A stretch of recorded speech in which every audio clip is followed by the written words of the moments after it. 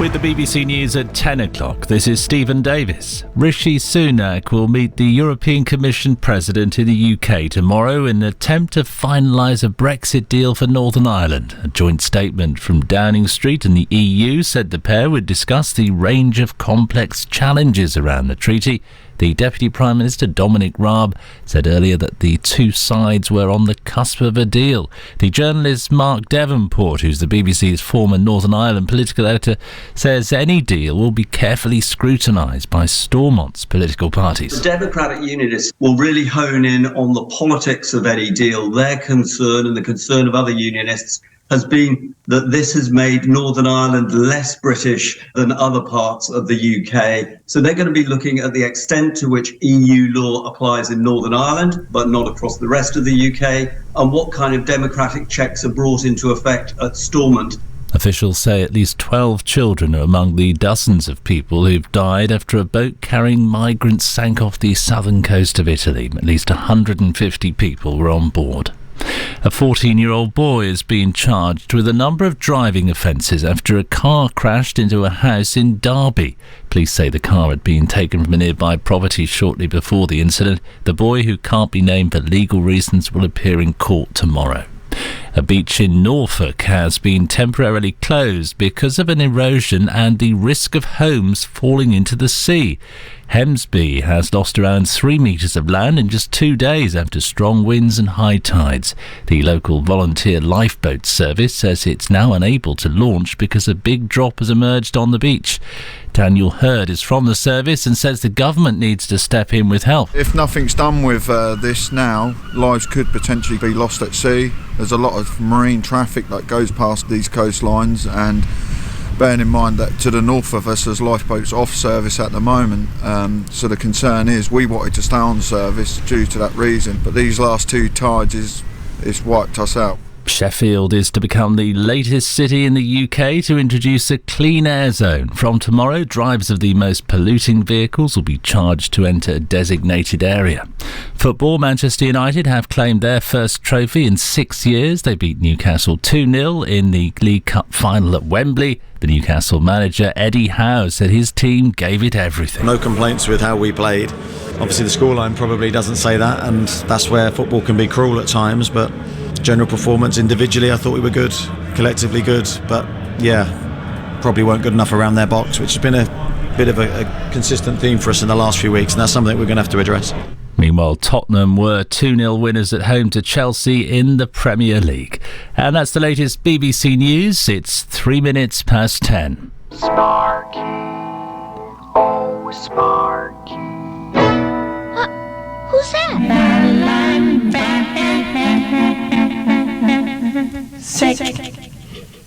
Good evening. How are you? BBC Radio Manchester.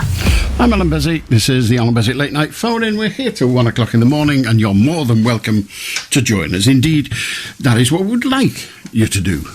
But, of course, we have no control over that. Only you do, as is the same with the subject matter. Only you control that. You decide what we're going to talk about. Not us, not the production team, not me, not anybody, but you. And all subjects are available to start with at least. So 0800 218 2255 if you wish to take part. Tony Blair and William Hague in the studio together this week.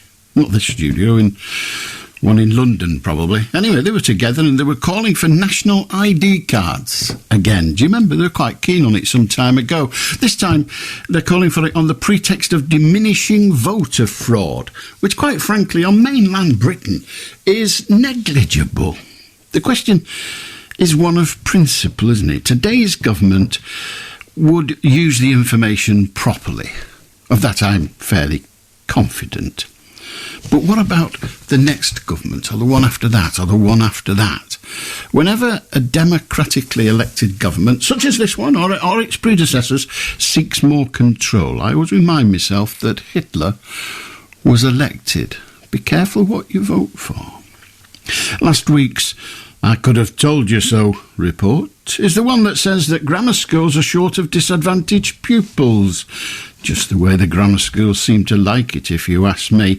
Just how the make a moral statement but keep the good stuff for the posh is, well, no mystery. Oh, we'd like more pupils from there, more pupils from there, more pupils from there.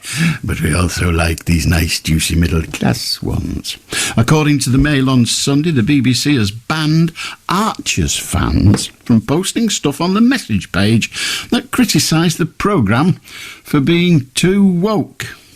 A little less wokel, they seem to want, and a bit more yokel. I presume somebody somewhere needs to get a life. And it's alleged that recently the government tried to organise talks with the bosses of one of the education unions. You know, the teachers are about to go on strike, which won't please a lot of people. But the government couldn't organise such a meeting because two top executives were on holiday at the time. The union, the teaching union, in the midst of a strike. Two of their top executives were on holiday at the same time, not, I presume, together. One of them was on a cruise. Chosen as a signature tune to the television series about the Ark Royal.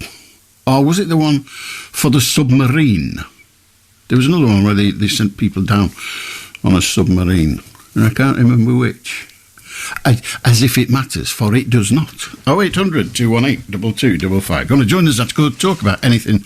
We're here till 1, and then we're finished, and we're not back till Saturday. So 0800 218 2255. I get told off for doing it too fast. 0800 218 2255. Is that better? How do, Keith? Hello, right, driving licence renewal. I want you to tell me about that.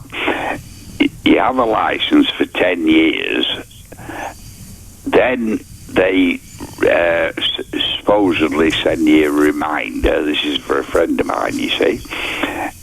But supposing they don't send you a reminder, and then you end up 21 months and you've had no licence without even knowing it. Well, more fool you, or the person concerned. Right.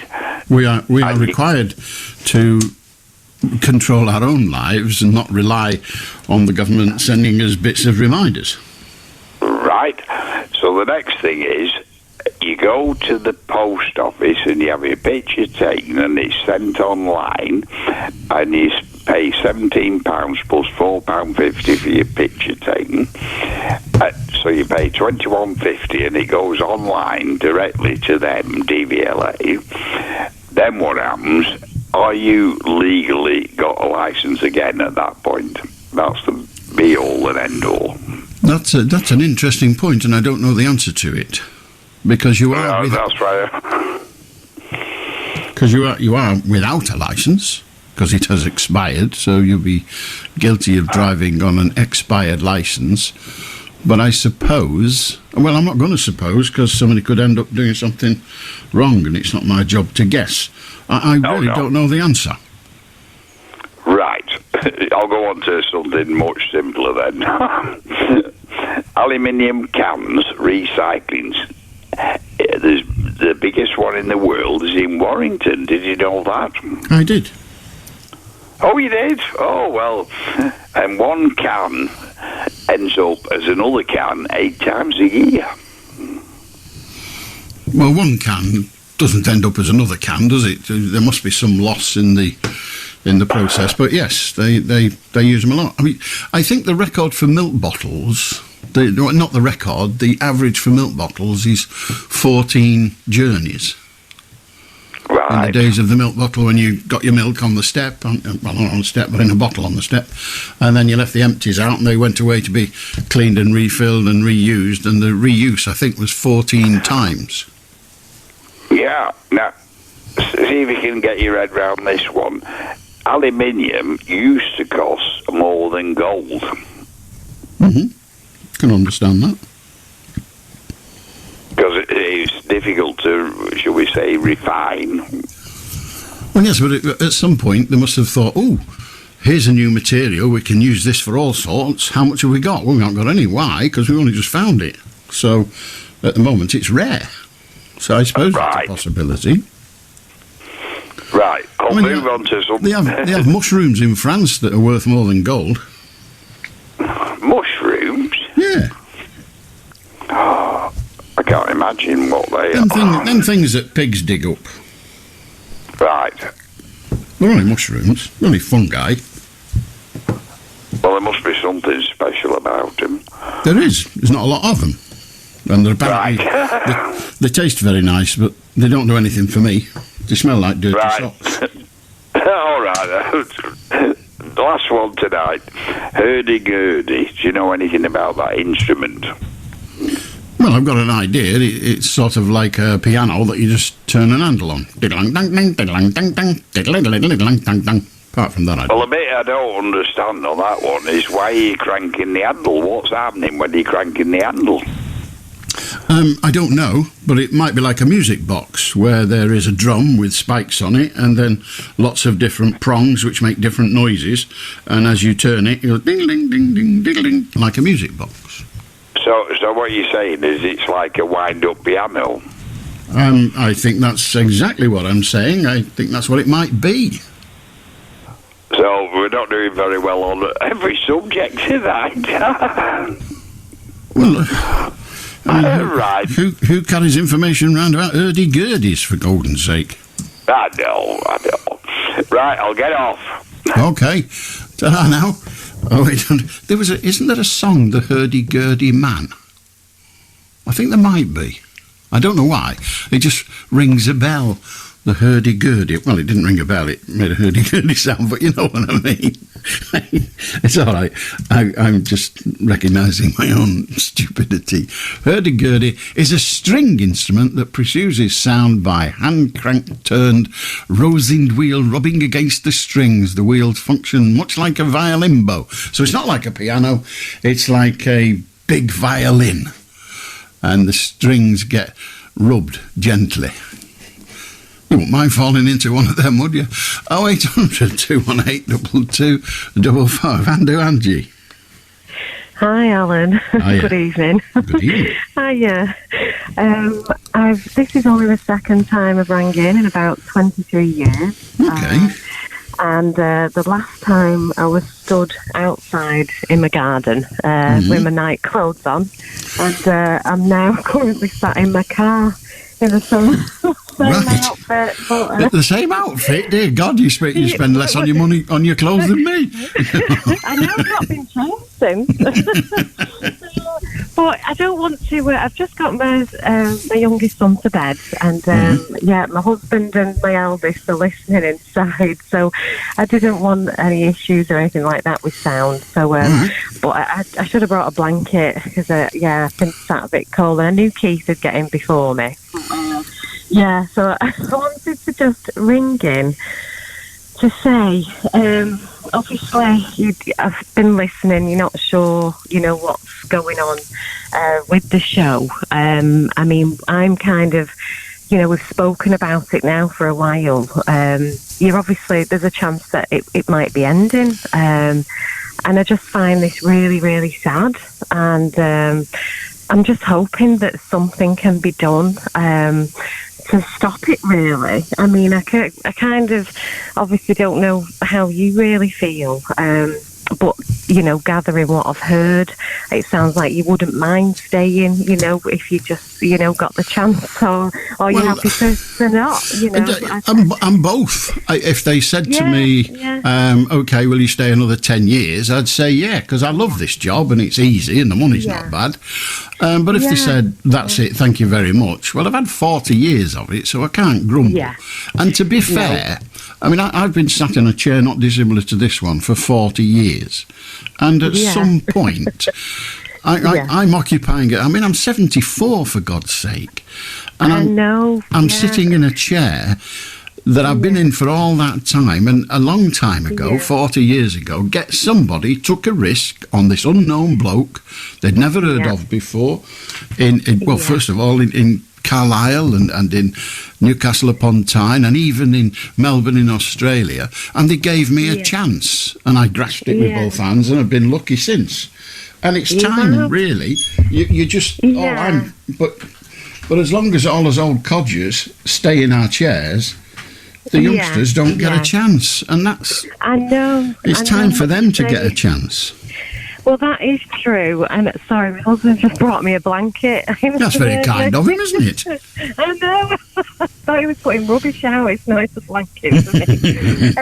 Yeah, I know. I obviously completely understand that. I mean, like my son and both the husband, I only got them to start listening within the last couple of years. And like I know my son Alfie's rang up before, and in fact, we're just kind of going through the process now. He's on to his third stage of applications of the BBC, radio, and they've been fantastic, and we've just got the final stage to go through and see what happens from then on in the radio. But I understand that, like you say, you've been there a long time, and obviously it's because of how great the show is, and that's why it's lasted. And I know. Well, everything ends, and what I can tell you, and you'll say it's not true, but what I can tell you is not if, because everybody ends eventually. If I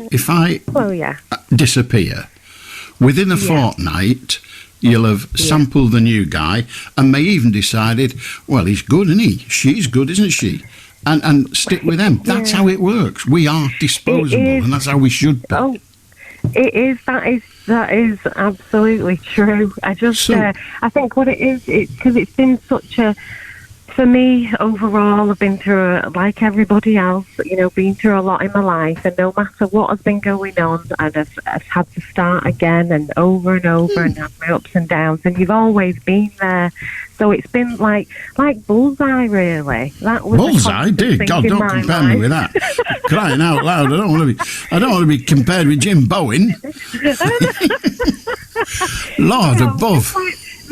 Like the consistency, like I cried when Bullseye stopped. And, did you really? It was like the one constant. God, Benny. I can't tell you how depressed you've made me feel. I like you because you're just like Bullseye. I wish I was dead. Have a good night, Angie. Enjoy your blanket. And as soon as I know, I'll tell everybody. But I won't find out for ages.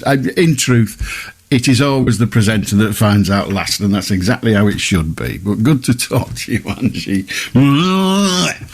I'm just doing Bullseye. We found it, the hurdy-gurdy man. It's by Donovan. Do you remember him? Jennifer. Here it is, hurdy-gurdy man. Or not. It'll start in a minute. 255. I'll do Margaret. I'll do Allan. What would you like to talk about, Margaret? Right.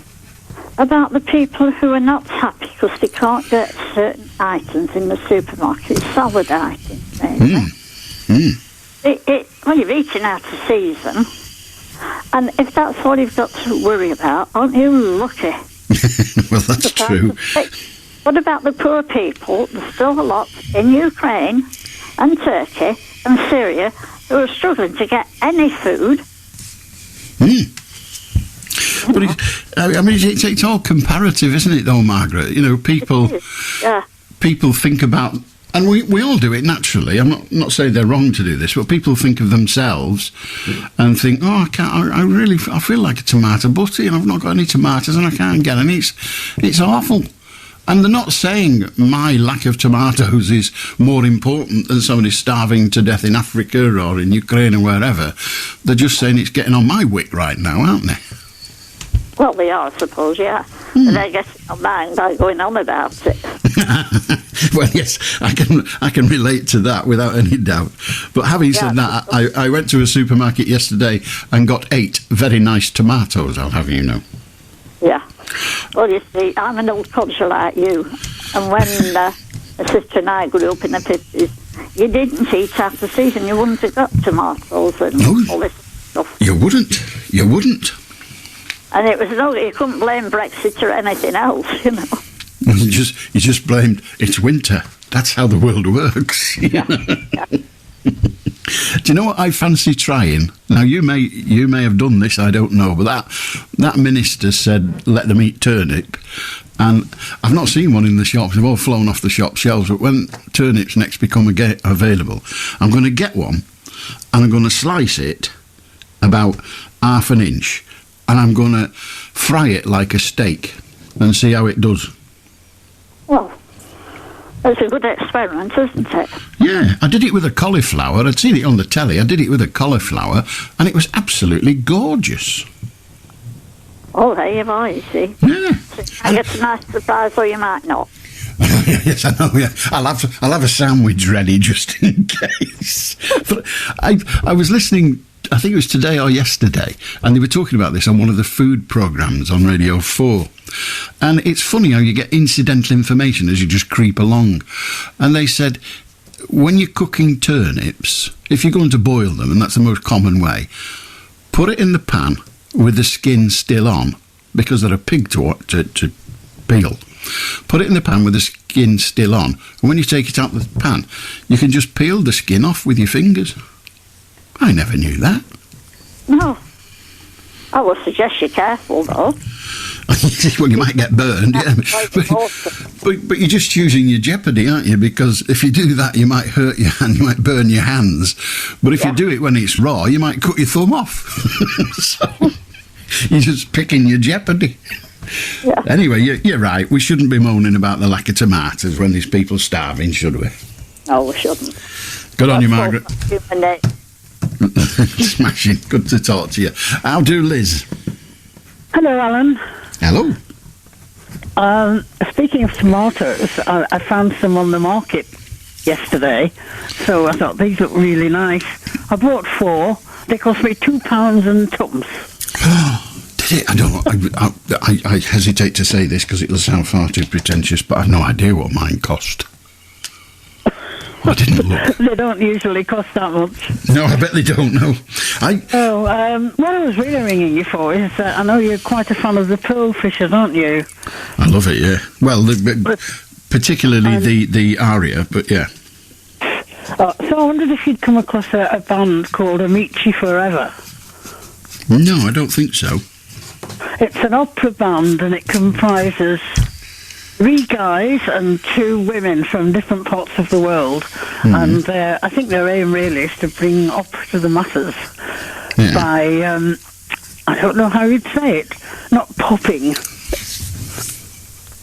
it exactly, but putting English words to certain songs, and they've done an absolutely beautiful version of Forest Pavan called Whisper of Angels on their disc. I'm just looking at it now, and it also has, I noticed, which made me think of you, the Pearl Fishers. The finest duet in the world. Pardon? I said the finest duet in the world, the Pearl Fishers. It's beautiful, isn't it? Yeah. So I thought this is a really beautiful CD, and people who wouldn't probably like opera or think opera's not for me could be converted. Yeah, well, I mean, that's what gets people in. People who aren't brought up with it. It's the arias that get people into opera, isn't it? Yes. This group is particularly excellent. And what are they called? The Amici? Amici Forever. It's Italian for friend, Amici. Yeah. Amici. Yeah. I'm saying yes as if I know. Amici Forever. Amici Forever, right. They've done several compact discs, if you've got anything to play them on. And they've more or less, I'm just looking, covered quite a lot of the most popular arias. And some other stuff as well, like... what is it? I've not got the light and I can't see. I like listening to you in the dark. Fair enough. Sometimes it puts me to sleep. Your voice. what my voice is for, I think. Pardon? I think that's what my voice is for, to put people to sleep. Very good, not everybody has that gift. No. Well, there we are. Lucy Van Gassi, or whatever the name is, Bruno Santini and others. I'm each for a band of 4 classically trained singers who mix opera with pop music. Now it's beginning to worry me now. But I'll try some of it. It's not like music at all. It's much classier than that. If you know what I mean. Yeah, we'll give it a whiz. There used to be, I don't know whether it still goes, my suspicion is no, but there used to be a touring opera company called Opera 80, because it was formed in 1980, and they did all their operas in English. And I go to opera when it's around. I mean, I don't go to the Opera House in London because it's about £1 million a ticket. But the touring operas, I mean, the Welsh National Opera, obviously, I see twice a year now that I live in Wales, and they, them screens that show you the words, they have the libretto in English and in Welsh in Wales above the screen, above the stage, so you can follow the story and the words of the song if you so wish. Well, it's nice to know what they're singing about, isn't it? Yeah, I mean, I'm not sure, Doesn't really matter. Yeah, I used to think opera was just, and all that, and meant nothing to me. And my wife, who liked opera, still does, but at that time liked opera, and I couldn't get it. And I said, well, I don't understand what they're saying. I want to know what it's about. And she said, well, get the libretto, the words, but why? When somebody blows a trumpet, you don't expect to be able to interpret it into English words. Somebody plays a violin, you don't expect them to interpret it into words. If you just treat the voice as an instrument and just listen to the noise it makes, rather than try to fathom what it is that it's saying, it makes more sense, and it did. Yes, I suppose it's quite a stretch, though, isn't it?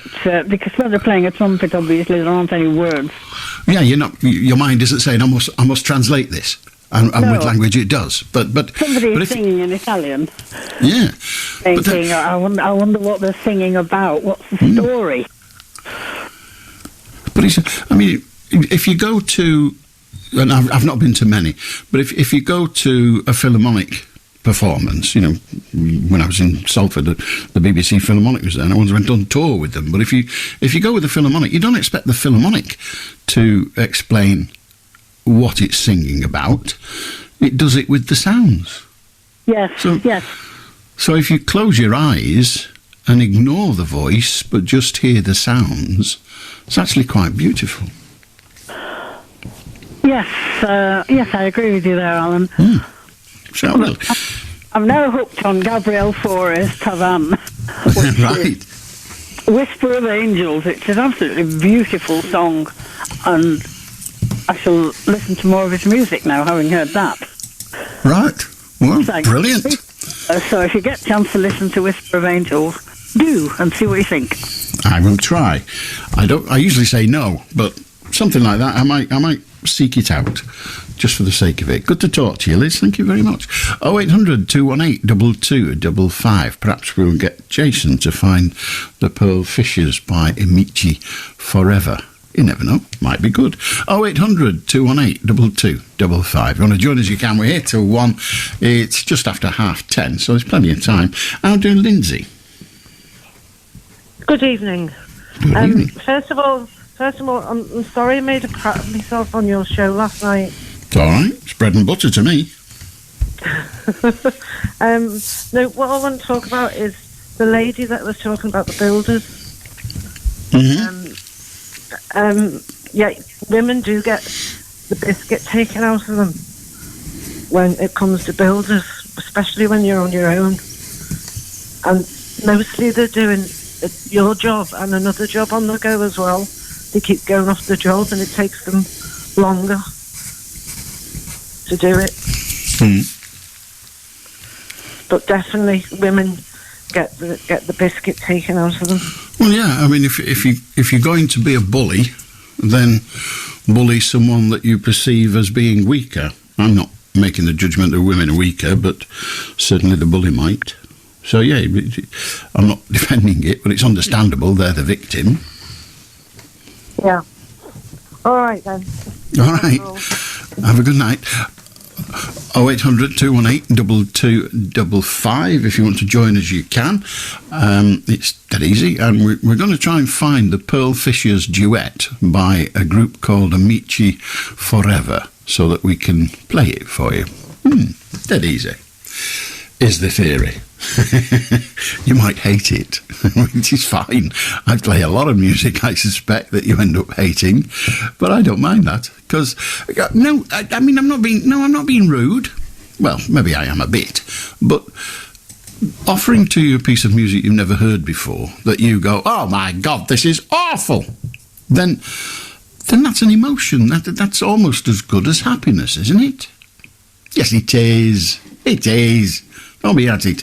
Because if all we ever had was joy, then it wouldn't mean anything. Joy is valueless without a little bit of sadness from time to time, isn't it?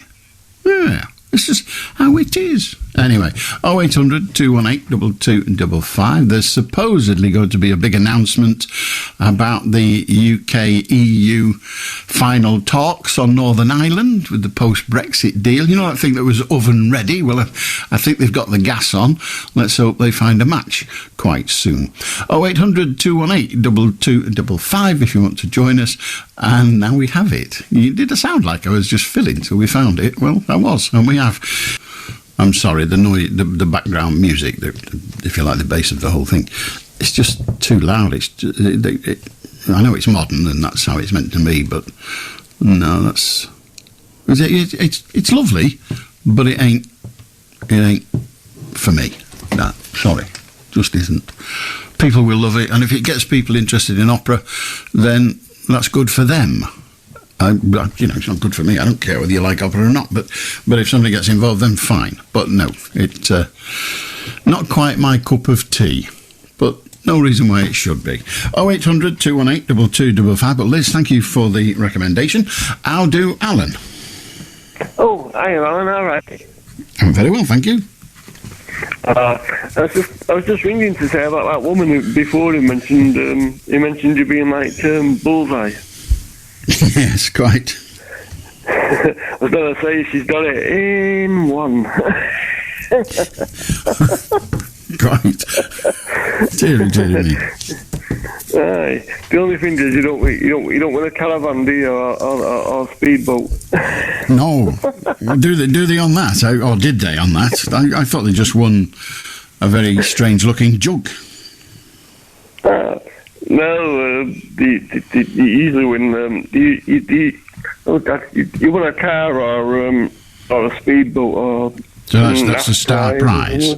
Yeah. I never quite understood these television quizzes offering a speedboat. It kind of makes a presumption, doesn't it, that you've got somewhere to put it, you've got something to drag it with, you've got somewhere to go and get it into the sea on. I mean, just a speedboat. I presume they say it's worth $5,000. You want the $5,000? Yeah, I'll have the $5,000. You can shove your boat where the sun doesn't shine. I'll have to give us the money. Give us the money.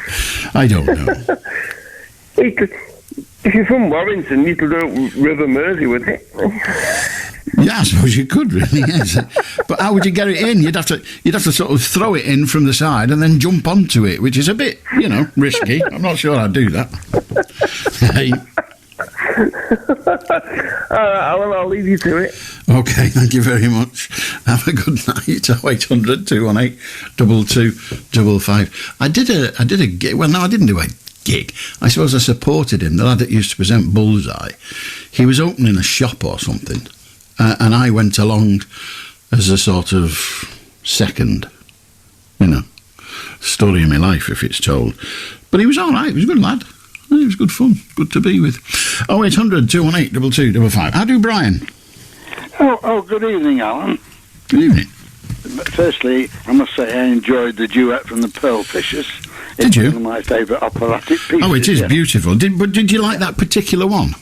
Well, to be honest with you, I was listening for it on the telephone, waiting for you to ask me to come on, and of course, so obviously you couldn't hear it very well. No, you're not going to hear it at its best, are you?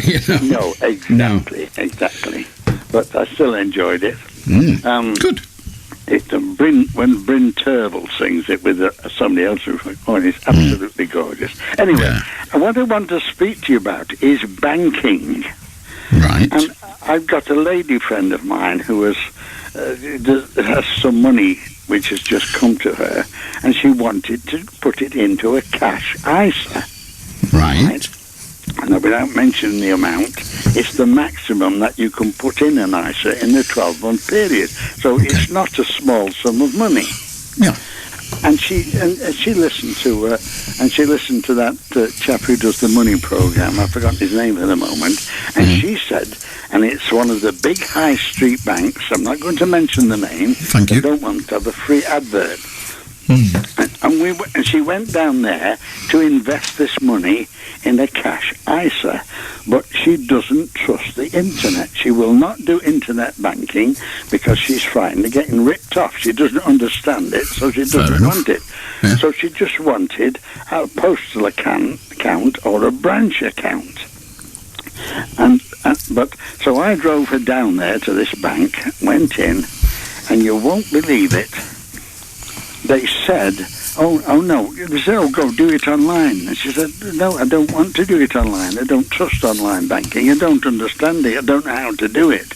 So she said, well, she said, the person at the desk said, well, you have to make an appointment. You have to wait 5 weeks for an appointment, after which the period before April the 7th has gone, and the tax year will be gone, and she couldn't put the money in. No. Can you imagine? Somehow they don't want to deal with people. It's astonishing. 5 weeks to get an appointment before you can put a large sum of money in with them. Well, they'd take the deposit there and then, of course. No, they won't. They wouldn't take the money off her at all. Doesn't she have a bank account? Yes, she has a bank account with somebody else, not with Barclays. Well, we weren't going to mention them, but no matter. She could, of course, go to her own bank and deposit the money there. Yes, but this other bank, who we won't mention, you have made an assumption. Well, you made a name, but don't worry, you said a name. I know. I've done it. Anyway, move on. Let's not think about that. Yes, but they're not but they're offering twice as much as her own bank is offering. Well, yes, but it's really strange, but they sometimes will make an offer, but in order for that offer to be funded properly, to give that little bit more interest, they limit the processes by which you can engage in it, because as soon as you start depositing the money in the bank and doing it piecemeal with human beings, it costs them more money to do, so they won't give you that special interest rate. Oh, well, they will do. They would do it after you've had an appointment. There's no question. Well, yes, but that's what I'm saying. They won't do it there and then over the counter, because it's a special offer, and you only get special offers under special terms. And yes, they'll say, "Yeah, I'll do it. It does sound daft. But well, it does sound daft. Yeah. I do go on the internet, as I say, and I do.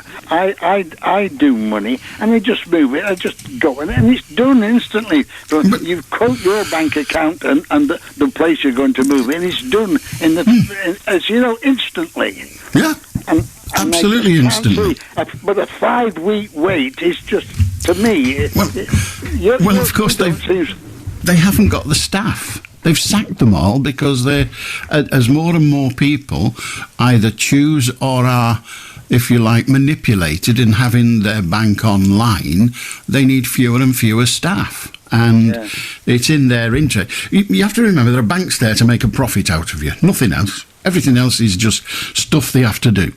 But they're there to make a profit. And it's more profitable for them to say, no thank you, than it is to pay someone to say, yes please. It's weird, but it is. I once went to a garage to buy a car, and I said to the person, I'm here once. I'm not going to faff about while you go in the office and pretend you're having a conversation and all that. I want you to tell me the lowest price you've got for that car there.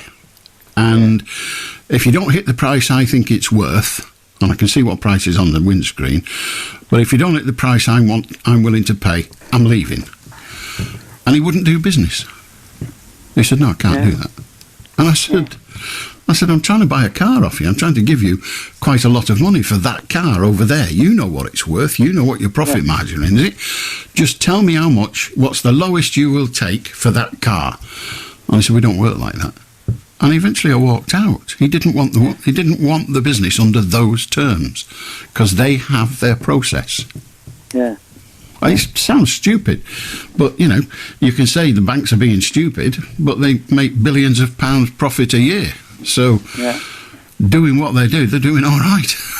Yeah. It's crazy, isn't it? It's absolutely crazy. It is crazy. You know, it's getting that bad.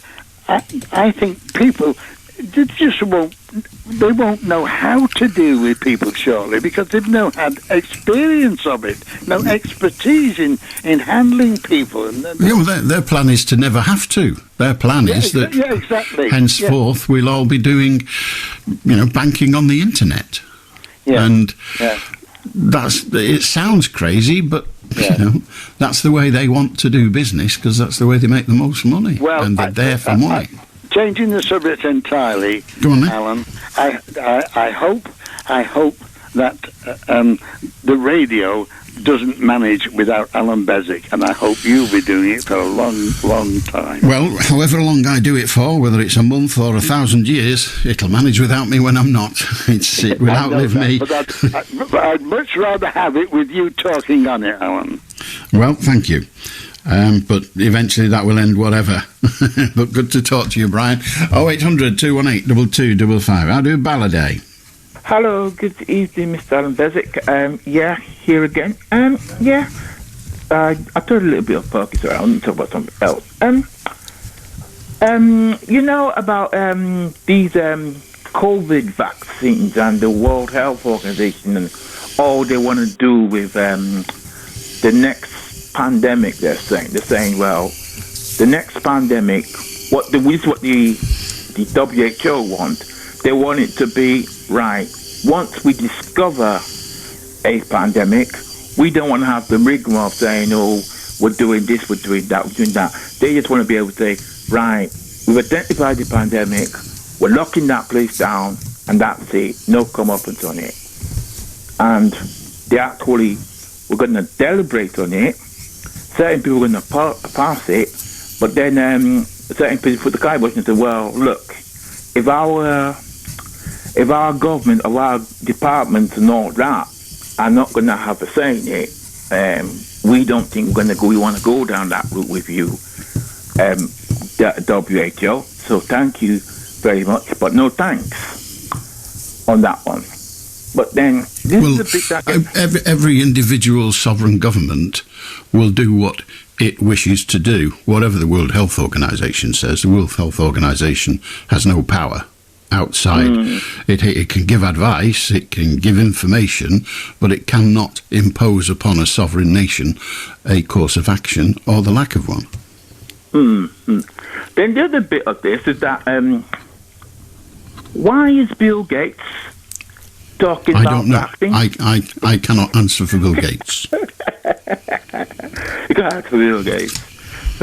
Bill Gates. The other bit I was going to talk about with this war with Ukraine now. I think, to me, it's getting a bit out of hand, right? Because Ukraine, I think at one point Ukraine said, "Oh, we need more ammunition," and America said, "Well, we've got none to give you." we're going to give you tanks and all that, but these tanks are not rolling in until 2024, so they're not getting no tanks. Or we've got these Patriot missiles we can give you, but they're not effective. So I think today, when I looked on the computer, I think Joe Biden went to Ukraine and Poland over at the end of last week, and as of today, I'm not quite sure how this is going to play out. He said, if Russia wants to talk peace, they're willing to talk peace now. And I was looking at myself and said, well, if it doesn't go nuclear, which we all hope it doesn't, the only other thing that seems to be happening is that Ukraine's going to get wiped off the map if they don't if people don't come to their senses and agree that, look, it's gone on long enough.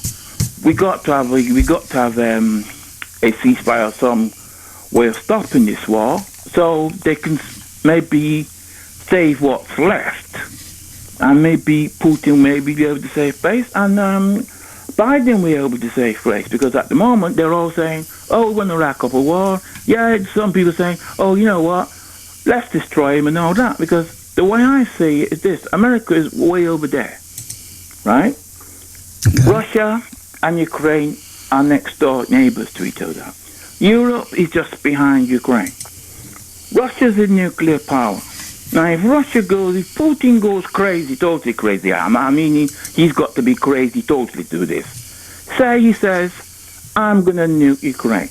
And he's not going to wait for America to retaliate, right? The next target he will go for will be Europe straight away. Then what would America say? We're not suffering. Sorry, had nothing to do with us.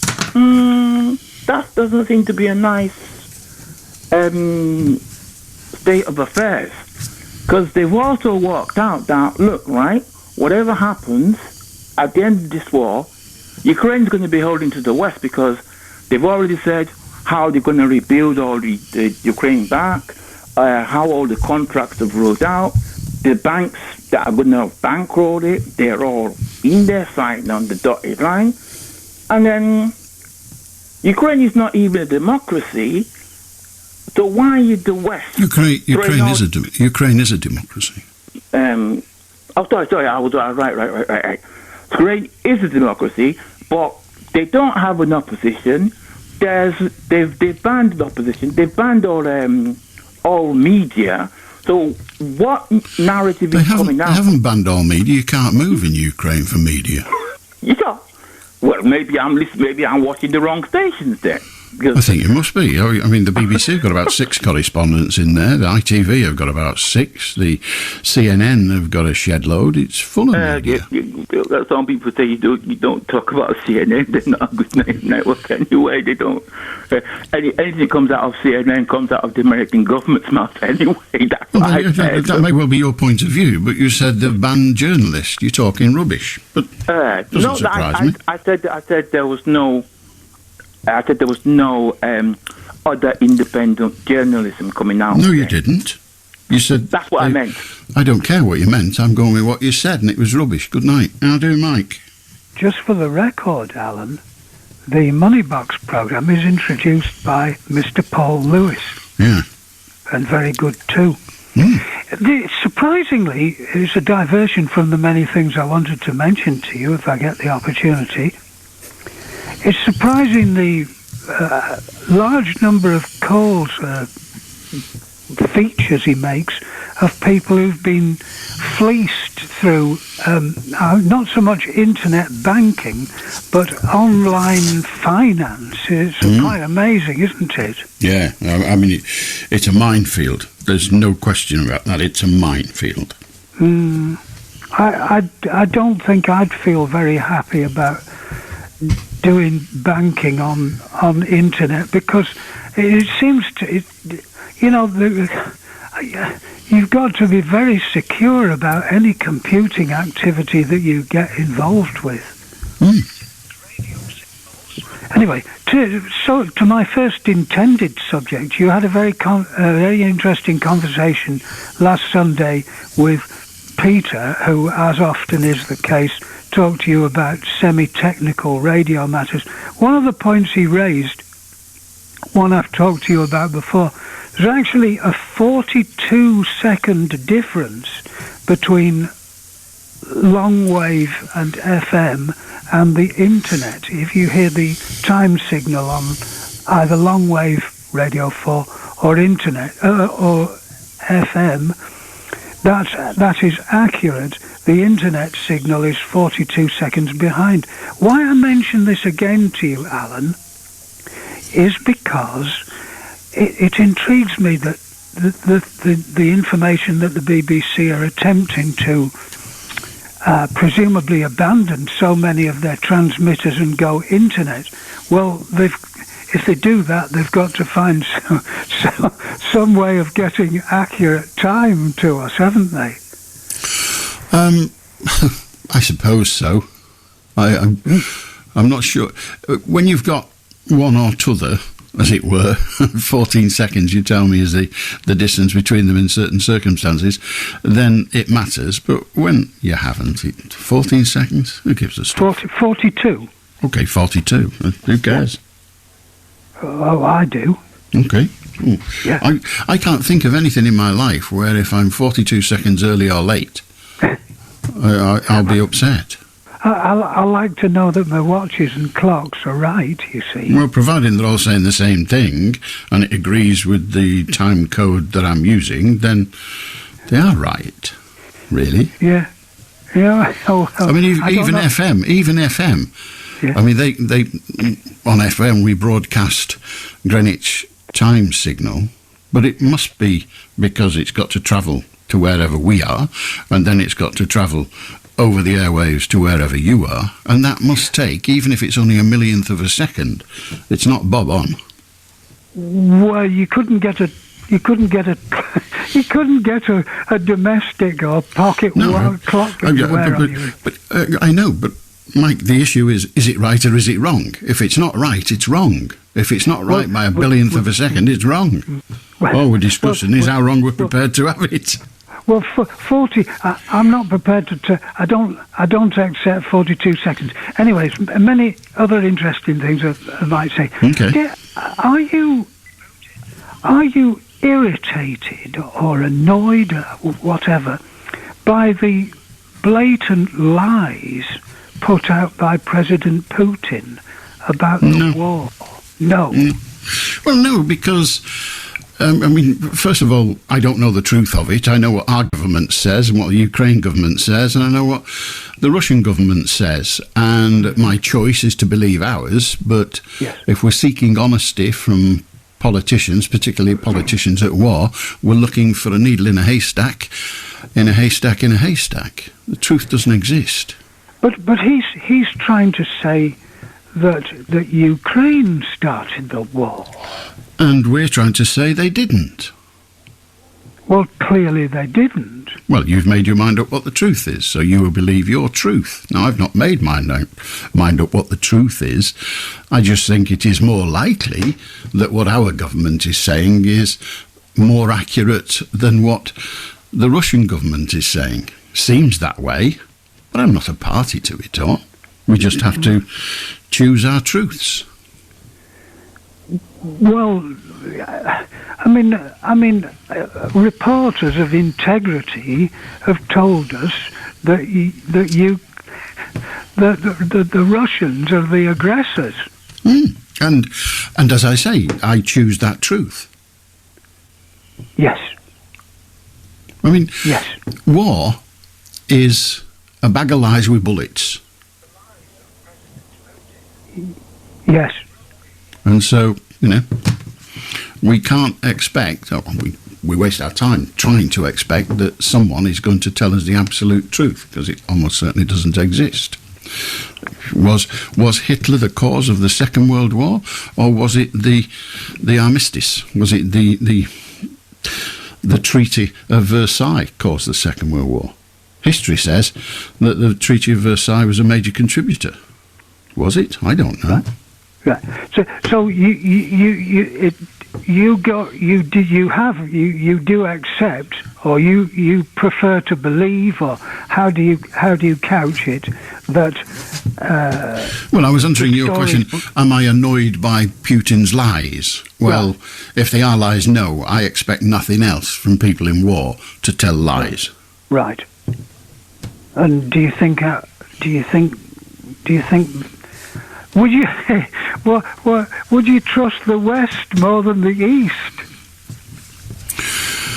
Ooh, well, let's think about that. Who are we trusting? Trump? Oh dear me. He's the West, President of the United States. You know, it's not a bad example. It's an example. Yeah. Well, it is an example. So, is that who we're trusting? Are we trusting the President of Turkey at the moment?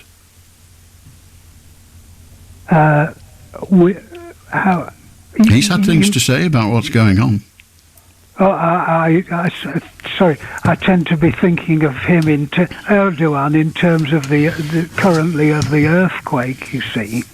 Well, indeed, but he's also, before the earthquake, making comments about the situation in Russia, as indeed as probably every president everywhere in the world. I don't know. Yes. I mean, I prefer to believe our version of the truth. Yes. But it is a version.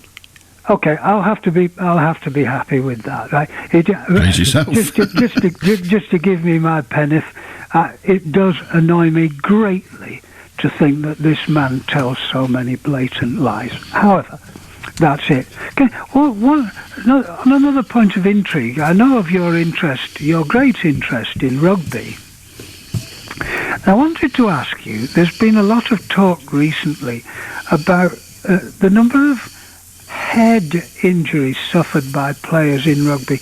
Now, can you give us one of your nice balanced views about how do you see the position? I mean, do you think there should be rule changes, or do you think it's massively exaggerated, or what's the score?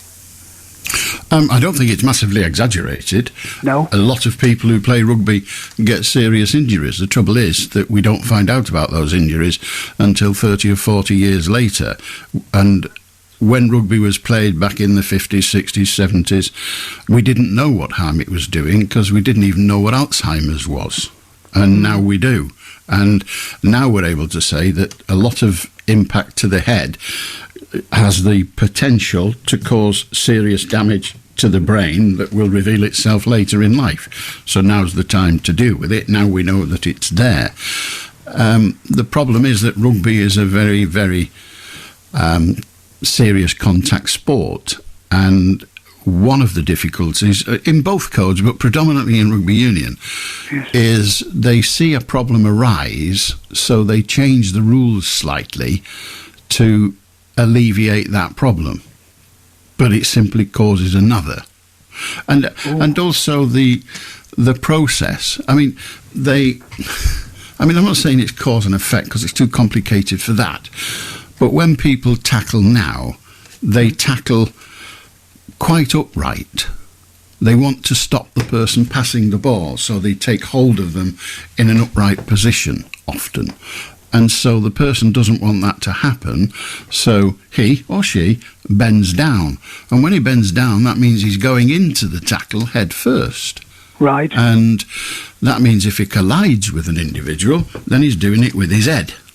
So it's really quite serious, and I can see a situation in the non-too-distant future. They've already banned, about 3 years ago, tackles above the shoulders. So a head tackle is an offence. A head tackle done deliberately is a sending off offence, and it happened twice today in the France versus Scotland game, one on each side, which balanced it out a bit. So that's an offence because it's so dangerous. Now, there's talk going on now about reducing it to you can no longer tackle above the waist. If you want to bring somebody down, you must tackle them below the waist. When I played rugby, we were taught to tackle below the waist. The mantra was, they can't go without their legs. So tackle them. But of course, they pass the ball if you tackle them below the waist. And the best idea of that I've seen recently was somebody suggesting that they have a band. Every team strip has a band, possibly red, it doesn't matter, but a band around the waistline. And if you rather like a boxer, and if you hit below that belt, or in boxing, above that belt in rugby, you're committing a foul. So that's how I can see it going. But it's not new, but the changes in the way the game is played is contributory. I mean, when I played, the guy on the wing was like a drink of water. He was just a sprinter who could catch a ball. That was it. Now they're 6 foot and weigh 15 stone. Solid muscle. So the game's changed, and the consequences of that change is people are hitting a... If I played rugby at my best game ever against the international teams now, I would come out with broken bones, without a doubt. Oh, gosh. Because you're playing against 17-stone slabs of muscle that can run bloody fast and know how to work it. Oh, gosh.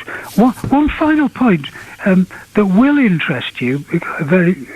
You seem quite genuinely interested in such things. Last night you spoke to a young lady called Victoria, who commented that as a blind person, she's had increasing difficulty in the matter of going out on her own. And the bit that I think may interest you is she pointed to a number of reasons.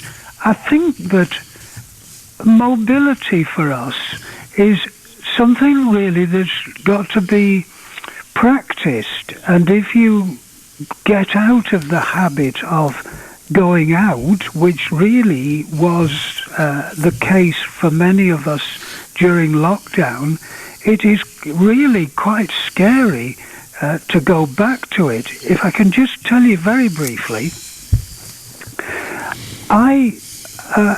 when I did go out on my own during lockdown, I was worried at first that I wouldn't get the kind of crossing the road assistance that I ordinarily got. Well, it hadn't diminished fortunately, it hadn't diminished too badly. But I must admit to you, Alan, that now that COVID's ended, and I'm sort of not as in practice as I used to be, I feel a bit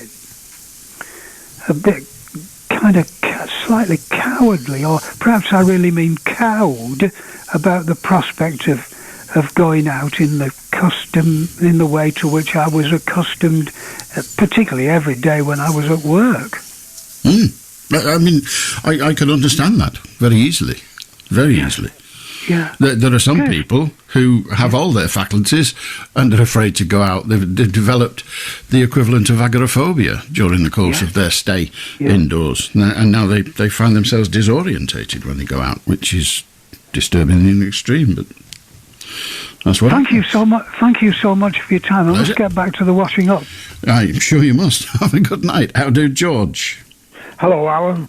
I'd like to speak about the gentleman last night on the talking to you last night. He was talking about taking photos. Well, I agree with him in a lot of ways, because 20 years ago I used to take photos of my mum, and she was in her 90s. I'm 88 now myself, but I was only 60 odd then.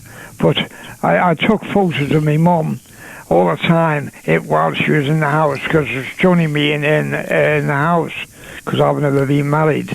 But my mum, I idolised her, and I used to take photos of her all the time. And she used to say, "What are you taking these photos for?" I said, "Because you live forever, Mum, with me."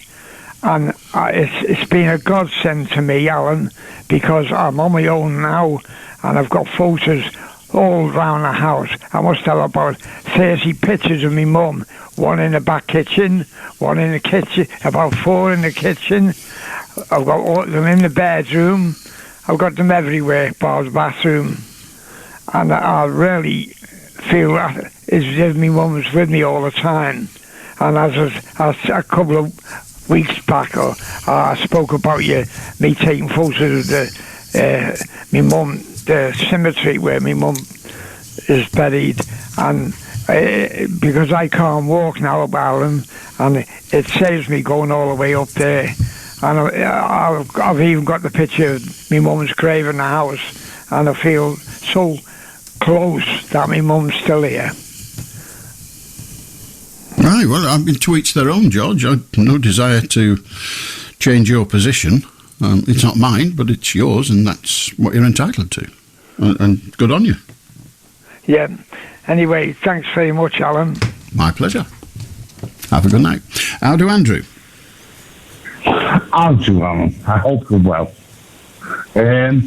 Like the gentleman before George said, you really sort of loneliness and sort of disaffection to ourselves.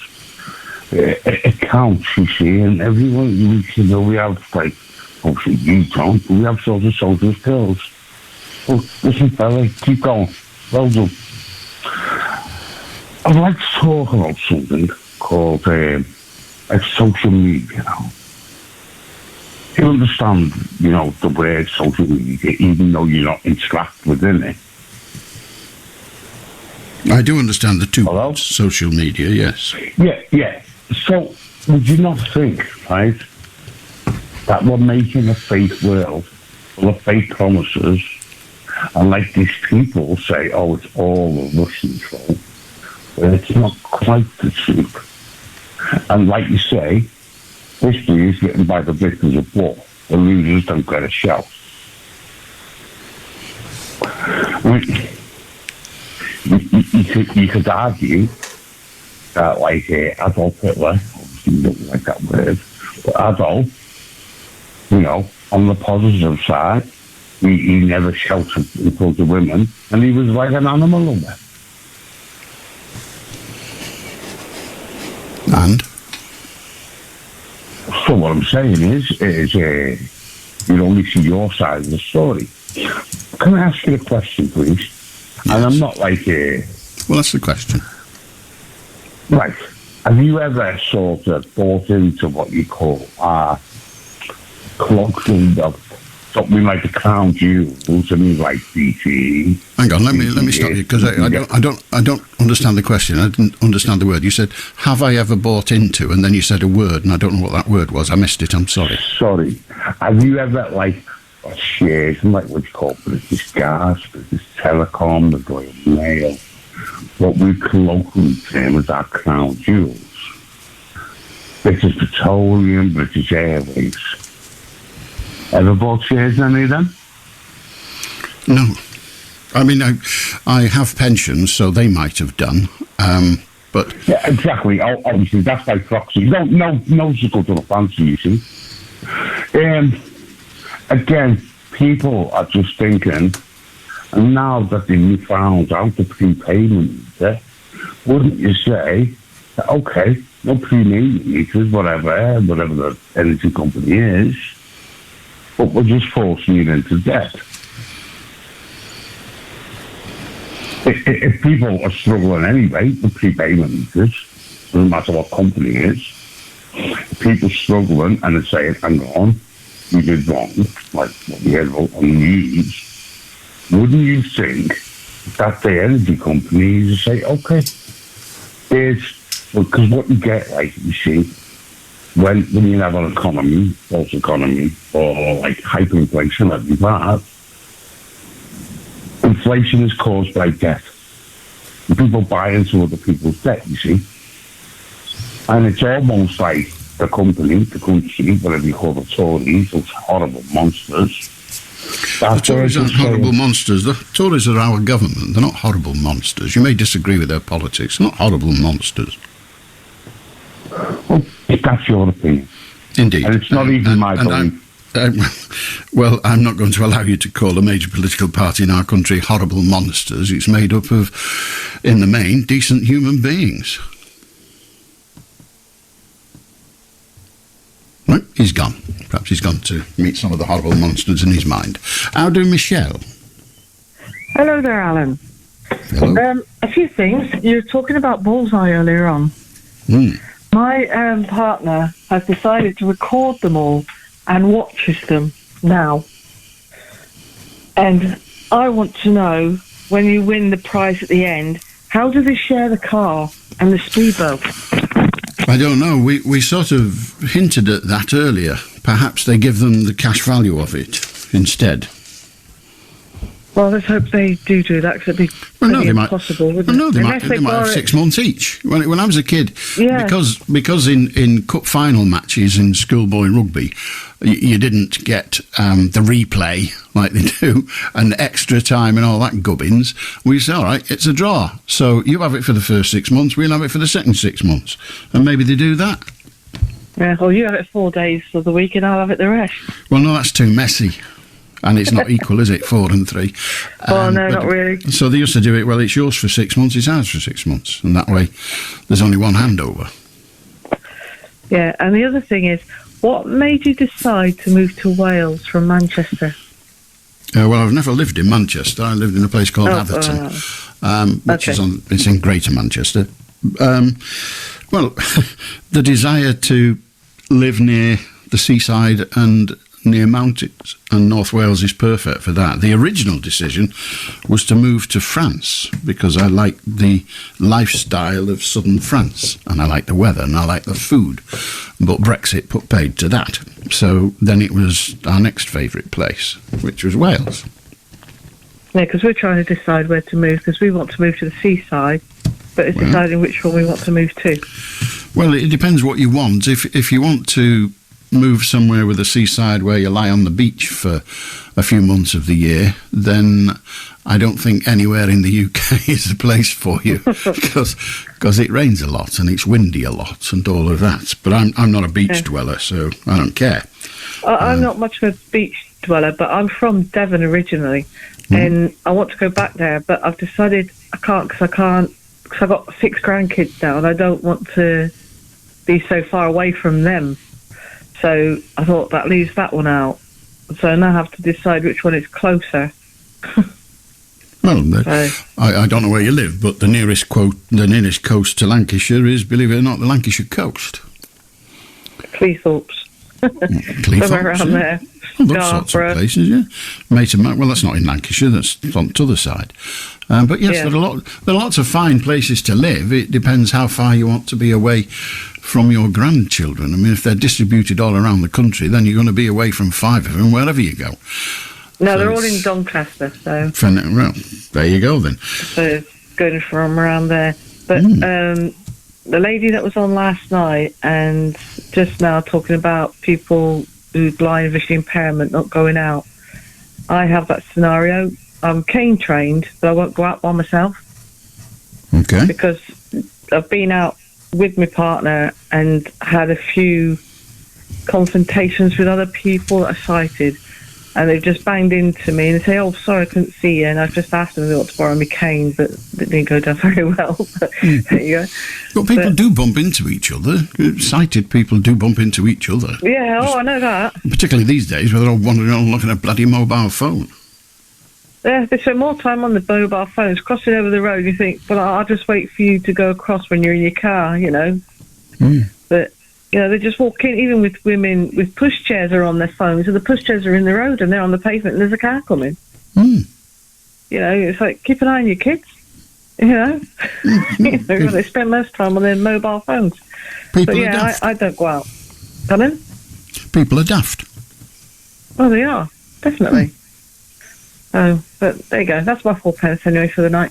Okay, good to talk to you. I hope you choose somewhere nice eventually. I'll do Victoria. Hello, Alan. How are you doing? Awfully well, thank you. Yeah, it's me again from last night. I do apologise. Right. Now, I won't mention any names, but I was conned as well for a different reason. You know, like that poor lady phoned last night and said she was conned by builders. I was conned for a different reason. I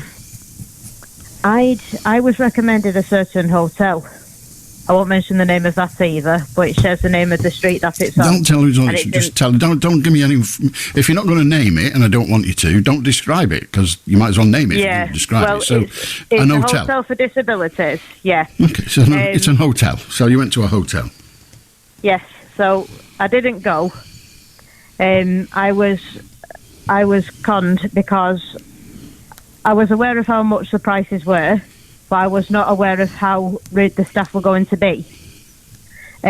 So when the care team had contacted me, I'd already given £300 deposit, and they was very offish and rude to me. They said, we'll be busy at the night time, and we don't do 24/7 care, and the bar staff will be busy. So if you're coming on your own.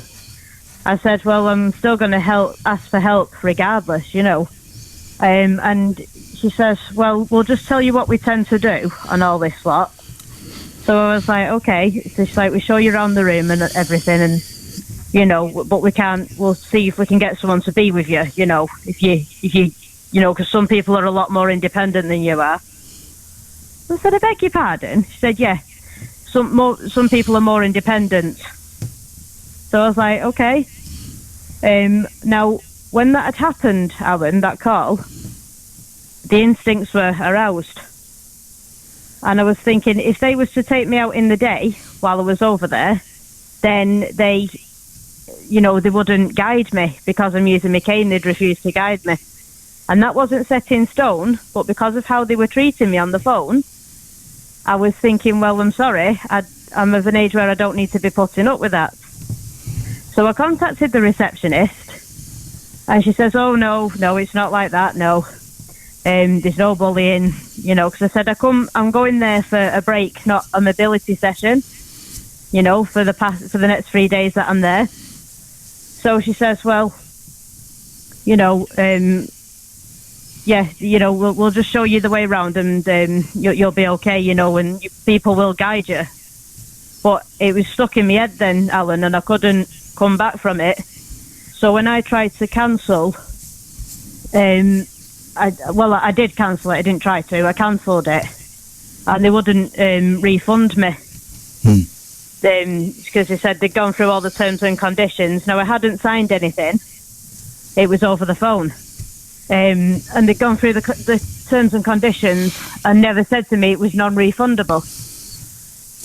So, well, a deposit, by its very nature, is the starting point with a deposit in the rules, if you like, is that it's not refundable. That's the starting point. That's the deposit is to compensate them for whatever they've had to do for booking your place in the hotel or at a restaurant or what have you. If you pay a deposit, deposits aren't normally refundable. Now, there will be terms and conditions where it may be refundable. I have a hotel booked by the airport for my trip abroad later this year, and I know, because they told me in the terms and conditions, I can cancel it the day before at no charge. But I've been to hotels where I've booked it, and the deal is you booked it. You've paid for it. If you don't come, that's your problem. So it depends on the terms and conditions. Now, if you didn't ask for them, then the presumption of a deposit is that it's not refundable. Yeah, well, I understand the £100 deposit wasn't refundable. I get that. Now, I wasn't aware afterwards that it wasn't refundable, if that makes sense. So I paid a further £200. Why did to you keep pay on top of the balance? I see. So you paid a £100 deposit, and then you paid a further £200, which you're saying was a payment in advance, and they're saying was part of the deposit. Yes. What? I'm just saying it's non-refundable. Yeah. Well, is the hotel in this country? Yes, it is. Okay.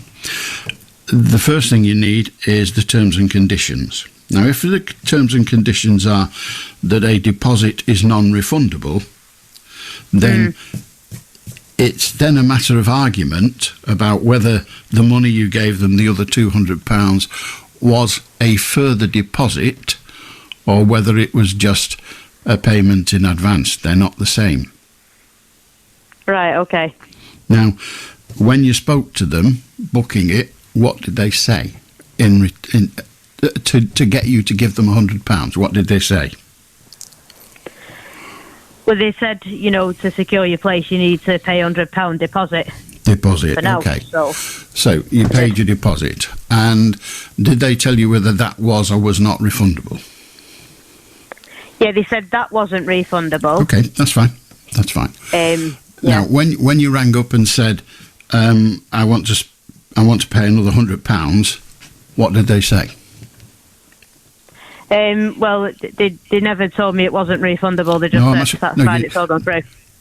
Right, I'm just asking you what they did say. Yeah, that's what I just told you. No, you told me what they didn't say. Yeah, they just said it's all gone through. That's what they said. Right, I've got that. Right. And then the next time, when you gave them another £100, what did they say? No, because I paid £200 at the same time. Oh, my apologies. So you paid £100 and then you paid a further £200. I would argue, I don't offer you any guarantee of success, I would argue that you paid the deposit, £100, that was the end of the deposit, and the extra money you paid was an advance payment, not a deposit. Yes. And try that. I don't offer you much luck, but try it.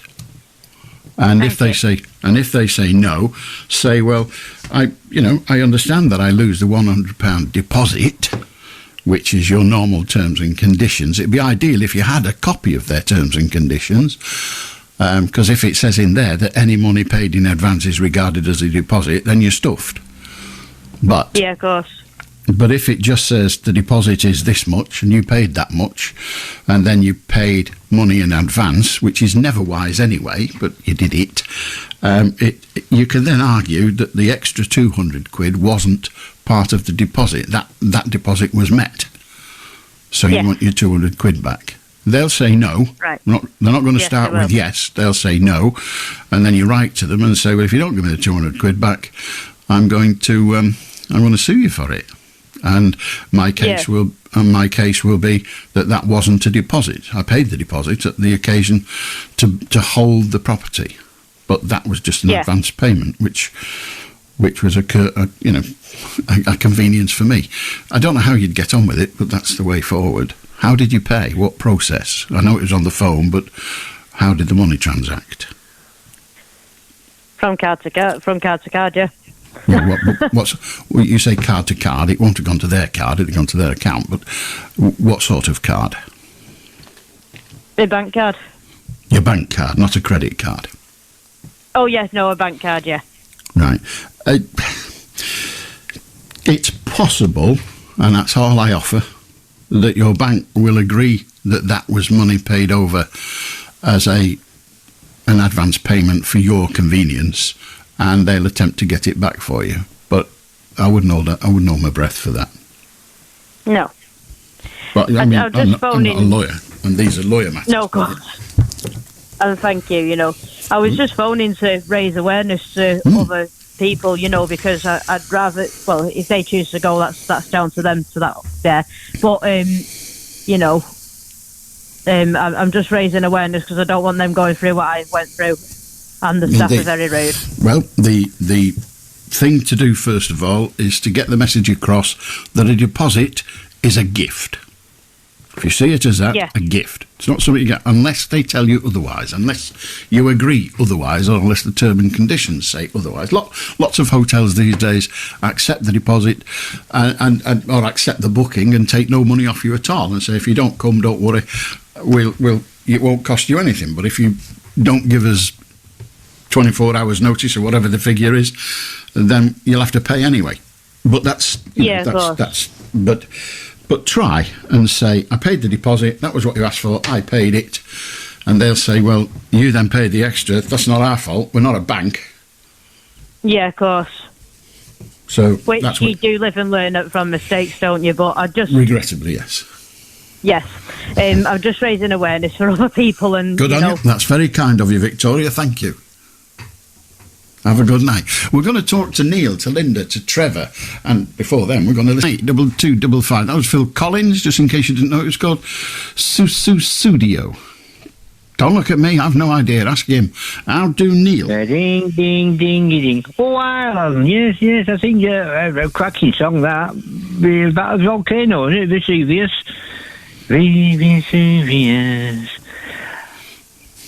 Well, it started like that, didn't you? So, and I'm thinking, it's one of those things when the lead singer of Genesis, did he come up originally when he left, Phil Collins took over and tried it and turned out to be a superb vocalist.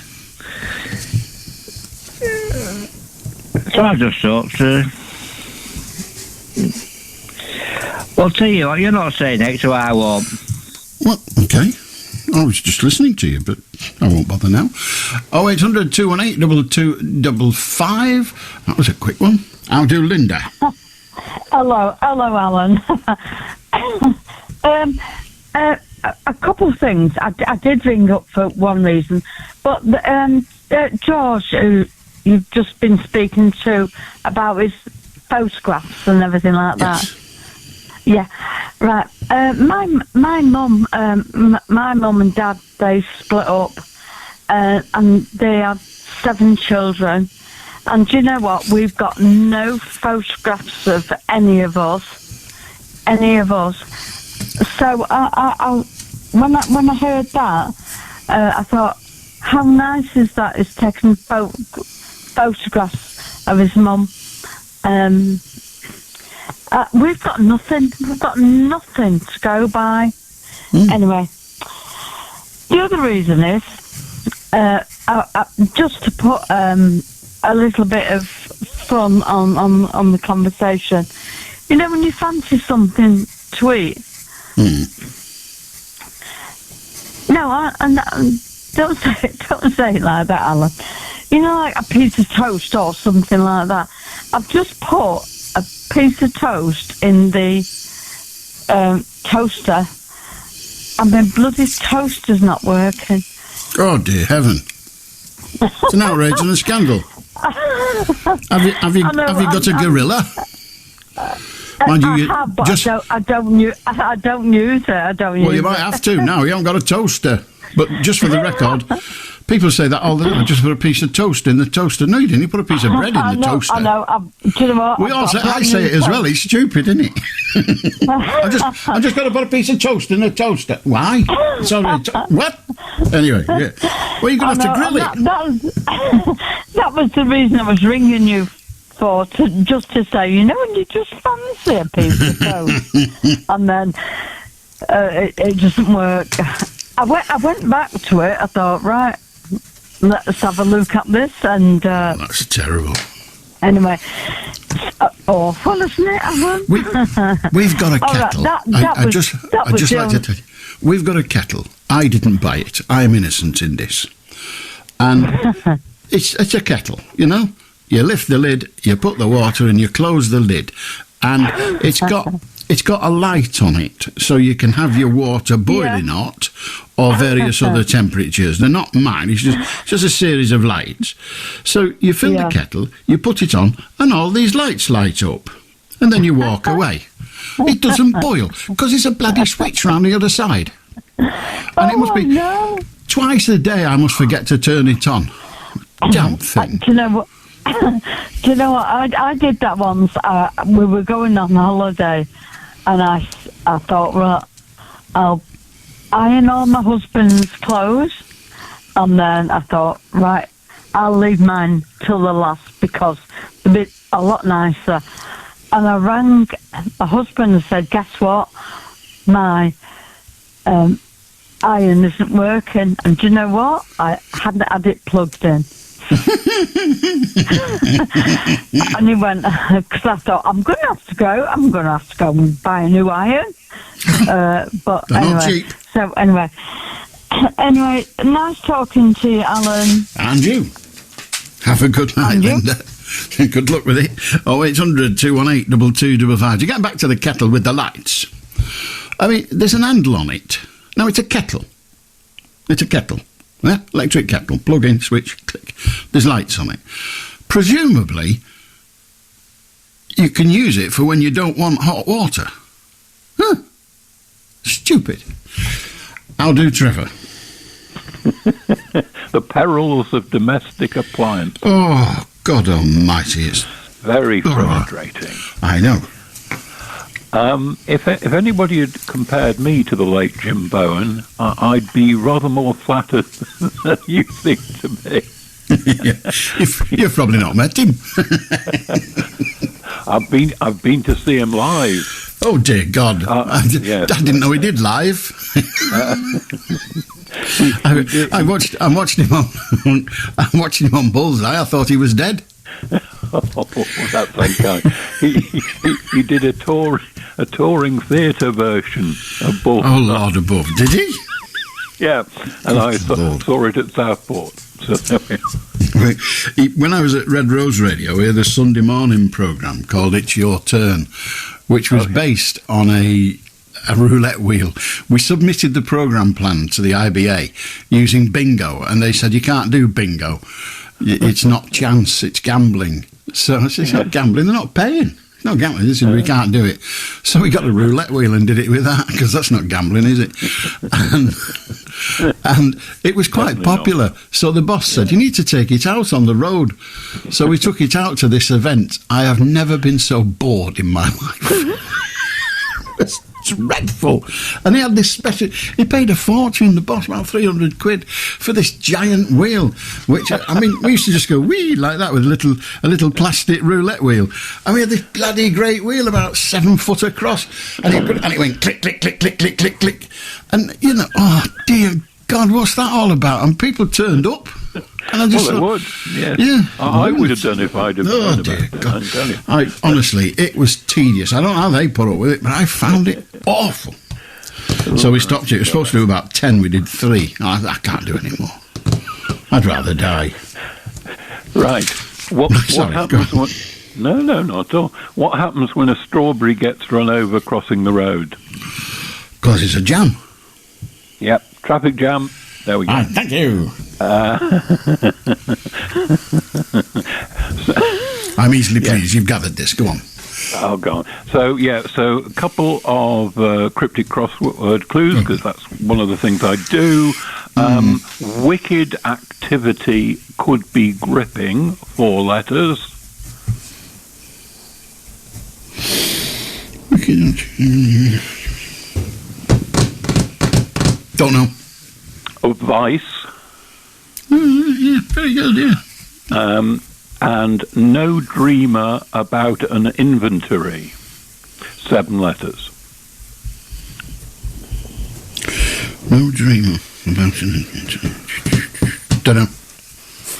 Realist or realist, if you see what I mean.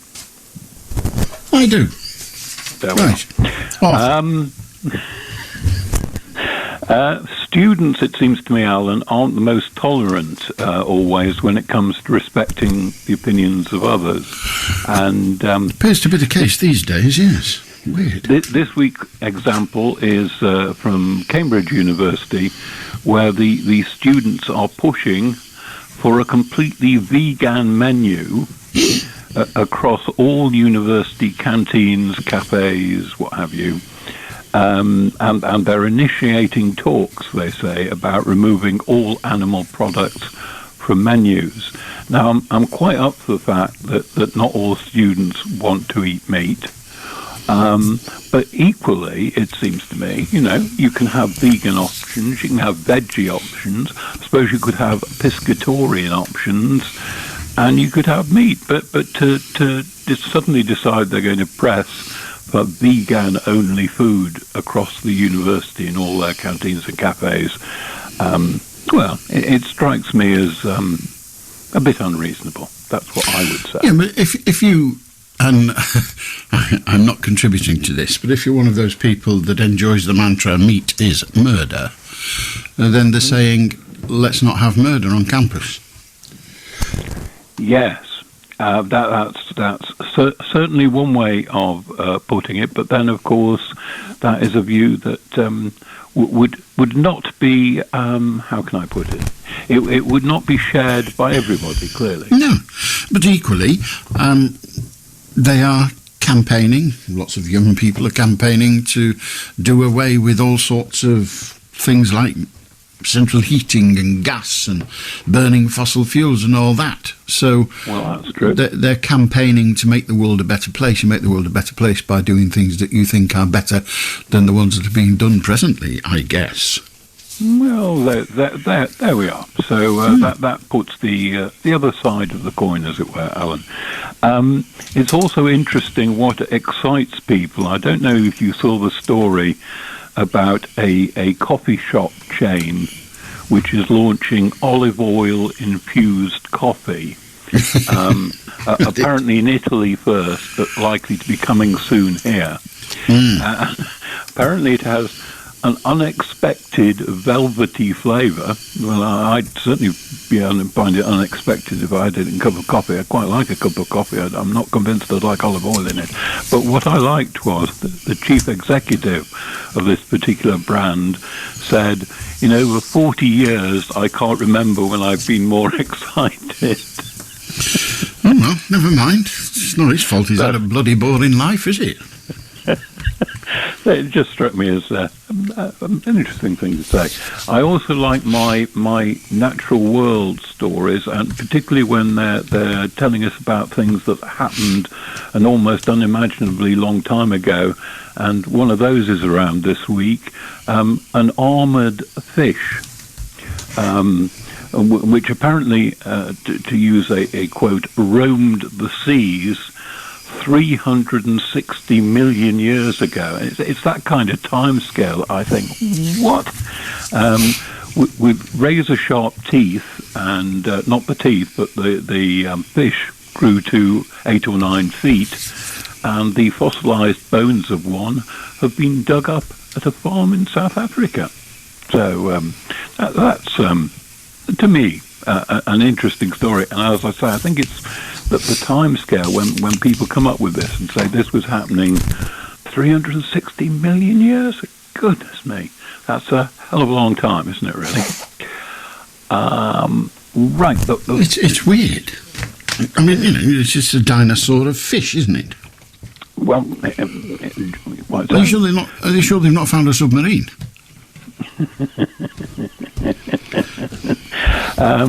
Finally, you'll be pleased to hear, possibly, or your listeners might, but finally, you mentioned Tony Blair and William Hague, and their plan for universal digital ID cards. And apparently it came originally from Mr. Blair's Institute for Global Change. And Mr. Hague appears to have signed up for it as well.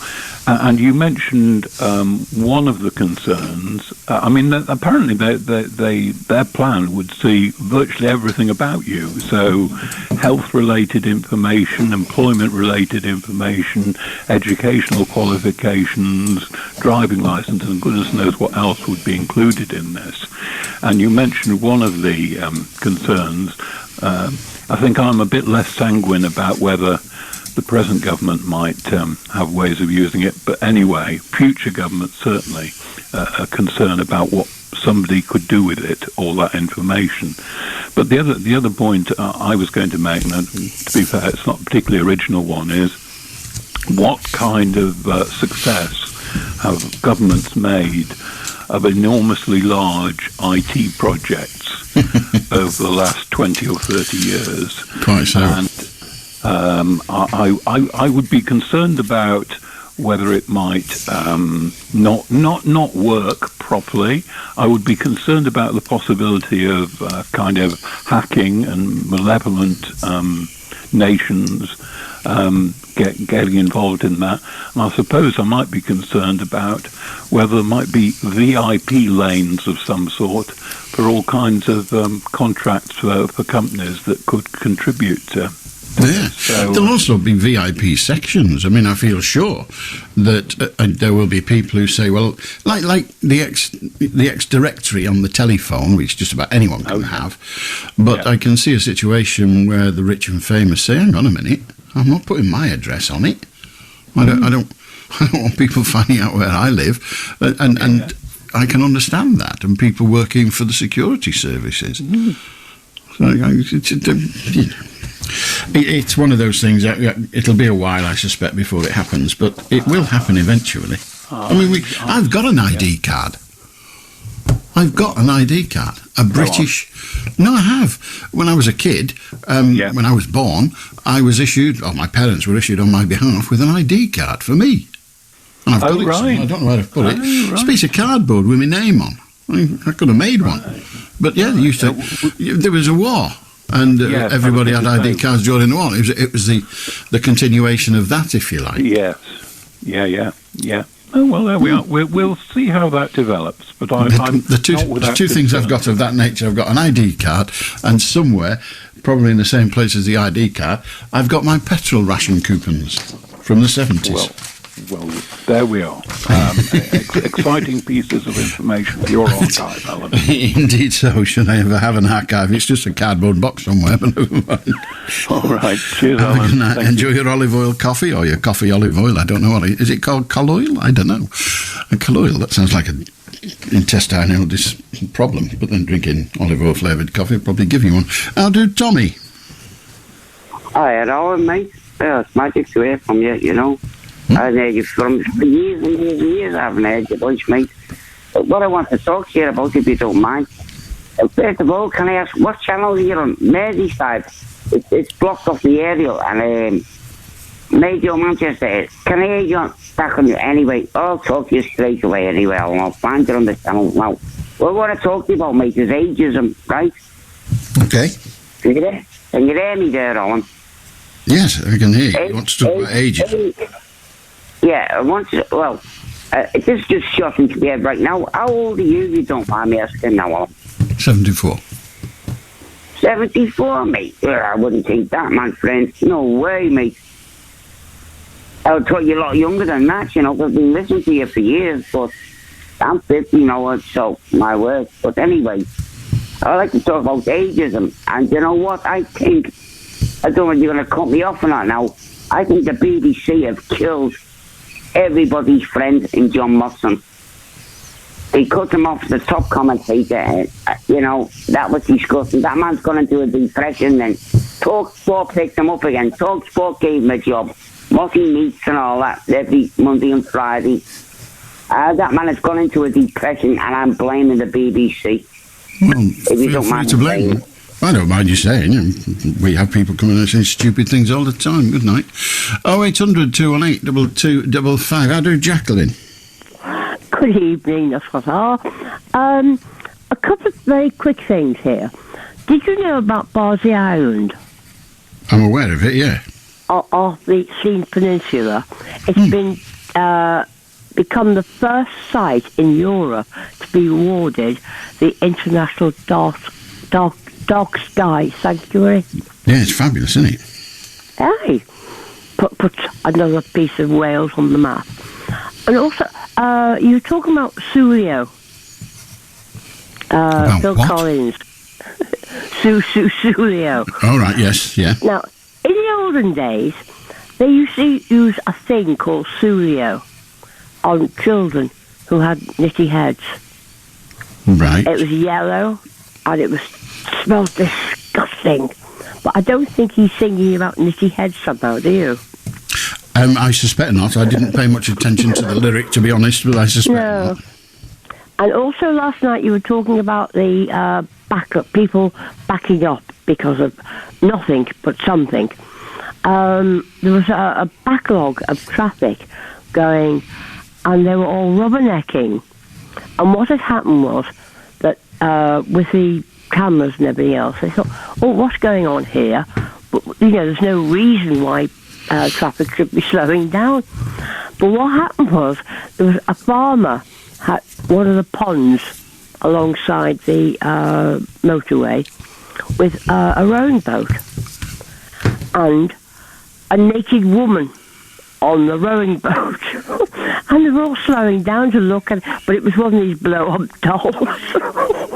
And everybody was blimping at this inflatable doll, but they didn't realise it was an inflatable doll. And that was holding the traffic back. I remember that story. It was a good one. It made me laugh as well.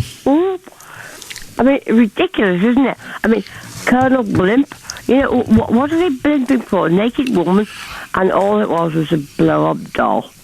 Well, yes, but you only find that out if you get a bit closer. If I was driving along the motorway and I thought, there's a woman rowing a boat, she's got no clothes on. Dear God, I'd slow down and look, not because I'd want to think, oh, I've not seen a naked lady for quite some time.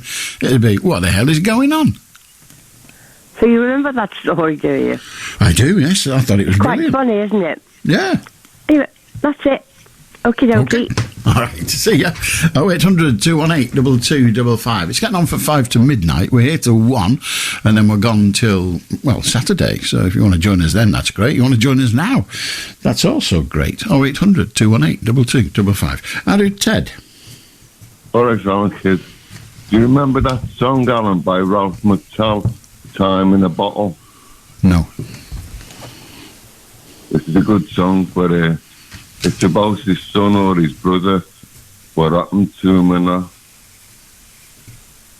What songs do you like, Alan? Well, I haven't got time to give you a list, but quite a lot of songs. You like Leonard Cohen, don't you? I do. I went to see him in Manchester from Liverpool. I went to see him there. And? He's that good, like me. Well, I like him. I don't know that everybody does, but yeah, I like his music. I like the way he performs and writes, particularly. Is that Ralph McTell, Time in a Bottle? It's a dead good song. It's a really good song. Well, it's written by a bloke called Jim Croce. What, Jim Croce? Who's he? The bloke that wrote Time in a Bottle. Is that his name, is it? That's the bloke that wrote it. I don't know whether Ralph McTell sang it. Ralph McTell sang about, well, the guy that wrote it, it's about his brother. Something happened to his brother or his son. Right. But it's a good song, though. Yeah, it might be. I've not heard it, so no position to say. It's good for today. I like the way it is today. Right. All right, Tom. Okay. Thanks, well, we'll have a listen to it. Time in a Bottle. Any record of Ralph McTell recording Time in a Bottle. So anyway, but that was Jim Croce who wrote it, singing it. And Ralph McTell's still going, it would seem. Extraordinary. He's been going a good while now. He's in Portugal.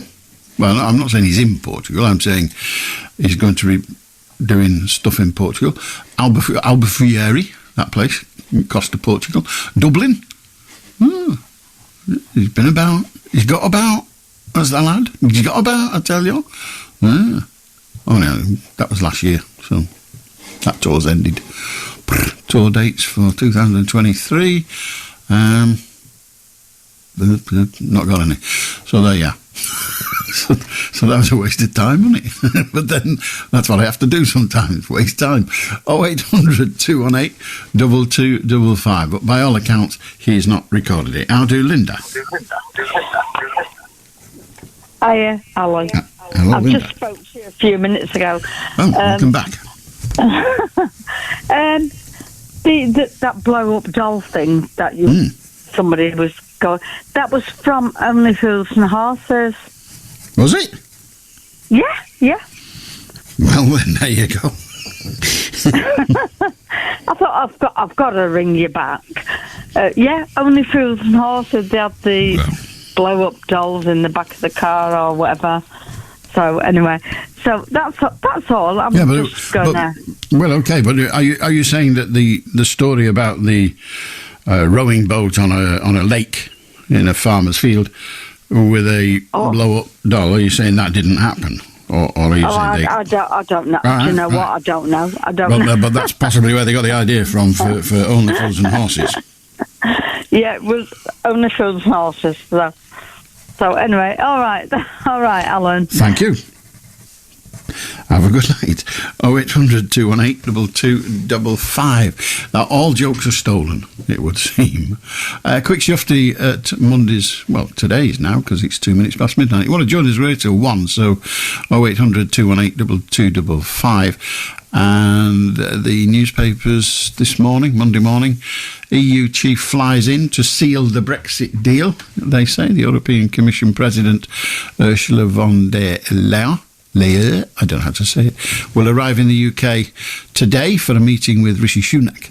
So we shall see what comes of that. We'll see if the oven-ready turkey is yet ready to go in the oven. The FT tomorrow, or this morning, UK and EU set to seal Brexit deal on bitter Northern Ireland trade dispute. Of course, that's only getting the two large entities, the European Union and the United Kingdom, to agree on things. And then, of course, they've got to sell it to the DUP, the party in Northern Ireland. If they don't want it, then we're not really much further forward. The Deutsche Telekom boss wants money back after the BT stake takes a £4 billion hit. Well, you shouldn't have invested in it then, should you, big daft sissy?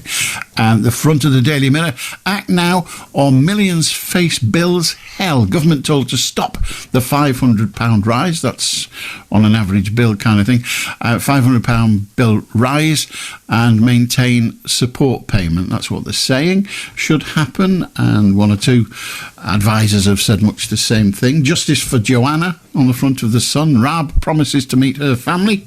And the killer's parole bid has been examined rigorously. That's the person who murdered this woman is about to be released, and of course the family of the victim don't want him to be. Daily Telegraph, EU chief flies in to seal Brexit deal as revolt brews. Well, I did hint at it 5 minutes ago. Shipwreck kills 59 migrants off the coast of the Italian resort, and we think it's just an English problem, a British problem, don't we, arriving at our coast. But no, it's all over Europe. It's just, people are not happy to be living the life they're being forced to live, and so they choose to live a different one, and that involves being in another country, and so that's what they do.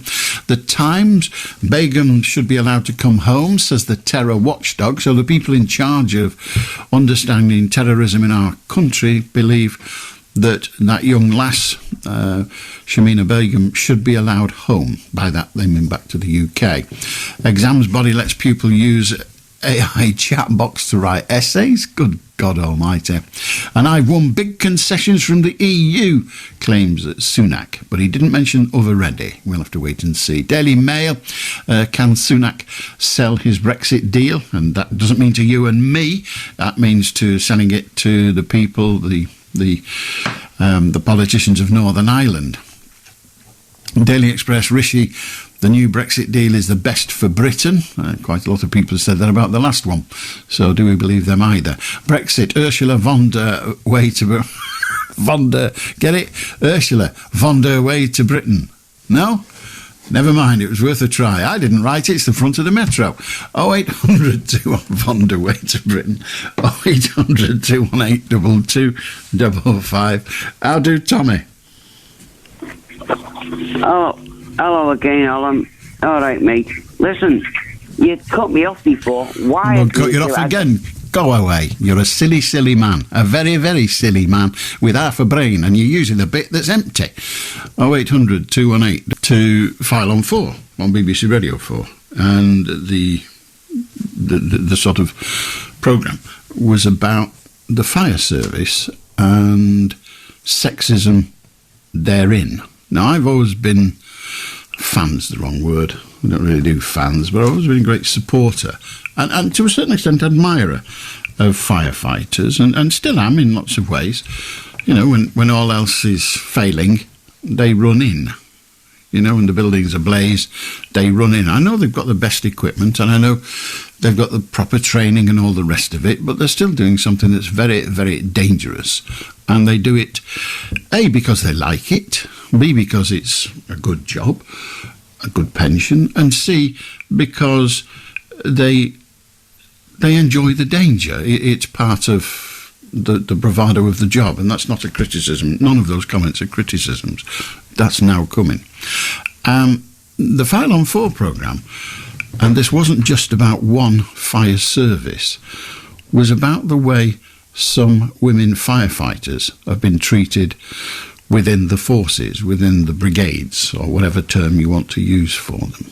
And the way they've been treated is appalling. The thing that made my hairs on the back of my neck stand up, I mean, they were getting groped from time to time, and, rude comments made and all the rest of it, and sexual innuendo and the like. And mischief is the nicest way I can put it around everything. But the thing that made my ears prick up and the hairs stand up on the back of my neck was one of the women firefighters said that this chap who was having a particular go at her, sending her photographs of his genitalia on the mobile phone and all that other sort of stupid thing that some males do. But he interfered with her firefighting equipment. Now, that's putting her life at risk if it happened. That is very, very dangerous indeed. And not only putting her life at risk, but if she goes into a burning building to rescue somebody and the equipment fails, then she fails in the objective and the person dies. And I just think that is absolutely reprehensible. Sexism is reprehensible anyway, but it's these militaristic services like the police, like the fire service. The ambulance service is slightly different, but the police and the fire service, they've got serious, very, very serious problems. And I think it's because both of those organisations are managed in a way, it's changing, but they're managed in a way that the armed forces manage, and they've had their moments about sexism and the like, haven't they? So it is disconcerting that people we rely on in our most difficult time, you've been in a road traffic accident, stuck in a car and bleeding to death, you're in your house and the stairs are burnt away and you're in the upstairs bedroom and you want that person to come and save you, they will. They will be very, very good and very, very efficient at that. But does it therefore mean that people who live that kind of permanent danger, men that live with that permanent danger, have a certain machismo about them that means that they treat women appallingly, or believe that women shouldn't be doing that job because it's a man's job? You know the sensation. But it is disconcerting. I'm not suggesting that they won't do the job that we want them to do properly. And am I suggesting that? I don't know. I'm thinking this through, and I'd love to hear from you if you're a firefighter, whatever your gender, or indeed if you've ever been rescued by fire people, or if you just want to comment on it. But this idea that the people we rely on to protect us by putting their lives in danger. When a firefighter leaves home in the morning to go to the shift, that person doesn't know and has reason to believe, more greater than the reason I have to believe, that person knows that their job entails putting themselves in a position where they might not come home tonight. The same with a police officer. I know it's rare for a firefighter to die on duty. I know it's rare for a police officer. But it's real. It's a real risk. It's a greater risk than some little fat red-haired bloke who talks rubbish in the dead of night, sat on his ass in a comfy chair, I promise you. So do we inevitably get the challenge of against females in the service of services like that are militaristic and the participants are at risk of death or serious injury. Is that the kind of person who goes into that job? Or is it when they get in there, the camaraderie, and the camaraderie in the fire service I've witnessed, it is phenomenal. The camaraderie is such that you fall in line with all the bad side as well as the good side. You know, this shroud humour, and I'm guilty of that myself, you know, in our job we hear about horrible things and yes, jokes sometimes happen, very inappropriate jokes, but they're within ourselves is the kind of defence. But is that inevitable in the danger services? I just wonder. And if the answer is yes, then it's of itself disturbing, isn't it? But anyway, it's if you get the chance, it's worth. It'll be on the BBC Sounds thing. If you get the chance, it's worth listening to 5 on 4 this week. It's always worth listening. It's a cracking programme, but it's worth this week talking about those allegations of sexism within the fire service and why any bloke would send a picture of his genitalia to a woman. I can't work out. I've played rugby. I've been in the army. It sounds like a boast to some, this. I've seen lots and lots of naked men. And quite frankly, I have never seen a pretty willy. They're horrible things. Why would you... oh, I like her over there. I'll send her a picture of me willy. That's the kind of thing that, quite frankly, is going to make her say, I'm not coming anywhere near that. Have you seen what he's got? Oh, God, I'm not touching that. But no, they're just mindless cretins, if the truth be told. Well, there you are. Why would anybody do that? I've no idea. 0800 218 2255. You want to comment on that? You are more than welcome. But I did read this week that apparently dressing scruffily, you might wonder why BBC reporters these days don't wear ties. I'm talking about the blokes. They don't wear ties very often. The ones actually presenting the news in the studio, they do. They're dressed like mannequins as usual. But the ones out on the road, they often don't wear ties. There's that bloke who does the green stuff. You can't get him out of a pair of jeans. That sounded sexist, didn't it? He only ever wears jeans from what I can see. And fair enough.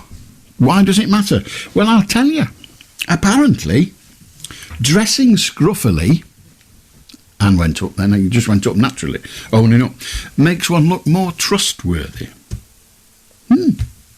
All I can say for us scruffies is at last we're coming into our own.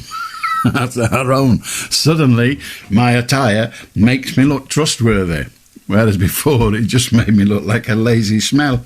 I can't count the number of punishment guard duties I did as a squaddy, just because of my inability to look pristine. I was even scruffy as a cub. I still have nightmares and shudder at the memory of our Kayla twisting me woggle into place. It's an outrage. I may have the wrong person here, because art history is not really my strong suit. But there's a story. I was just talking, somewhat flippantly you might say, I was just talking about men sending photographs of their todger to women they want to have a relationship with and wondering what kind of a woman would think, oh, that's lovely, I'll have one of those. Exactly. But there's an artist. I thought it was John Ruskin from Coniston, but I may be wrong. I very, very easily be wrong, so don't quote me in detail. But there's an artist, and quite famous.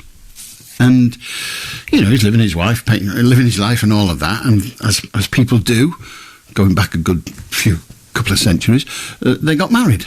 And he got married, and, you know, in those days, you didn't, there was none of that pre-marital sex and all the rest of it. And he got married. And then he, on the honeymoon, went into the bedroom and saw the woman he's just married naked, never seen a naked woman before, and ran out and never went back. I know.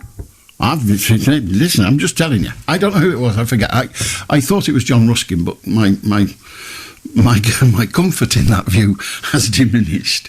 0800 218 2255. I'll do John. Hello, Alan. I must say thank you very, very much, my friend. I've listened to you for about the last 30 years, going from back from Red Rose Radio, all those days back. My word. And GMR, different inclinations. I'm an 11 Zoom lad. Now I work in London, and I'm still listening to you on the radio, well, via internet. And I've just got to say, you're still brilliant. Absolutely fantastic. Lovely listening to you. So, I mean, I just got to say, from London, from Manchester lad, thank you very much. Keep up the good work. Right, well, we'll do our best. And that's it, really. No. Credit where it's due.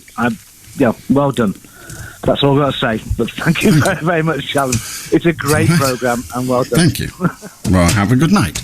0800 218 2255.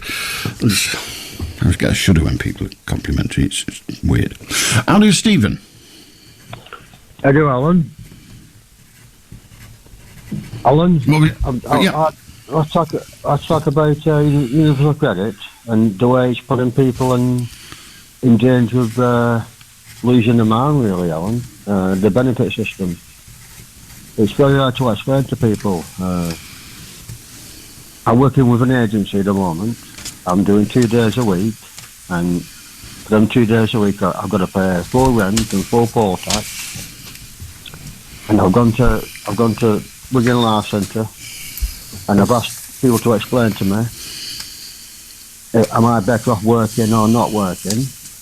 And not only it's tough, it's playing with people's mind, Alan, and it's hard to explain, Alan. It's tough. I'm a single man on my own.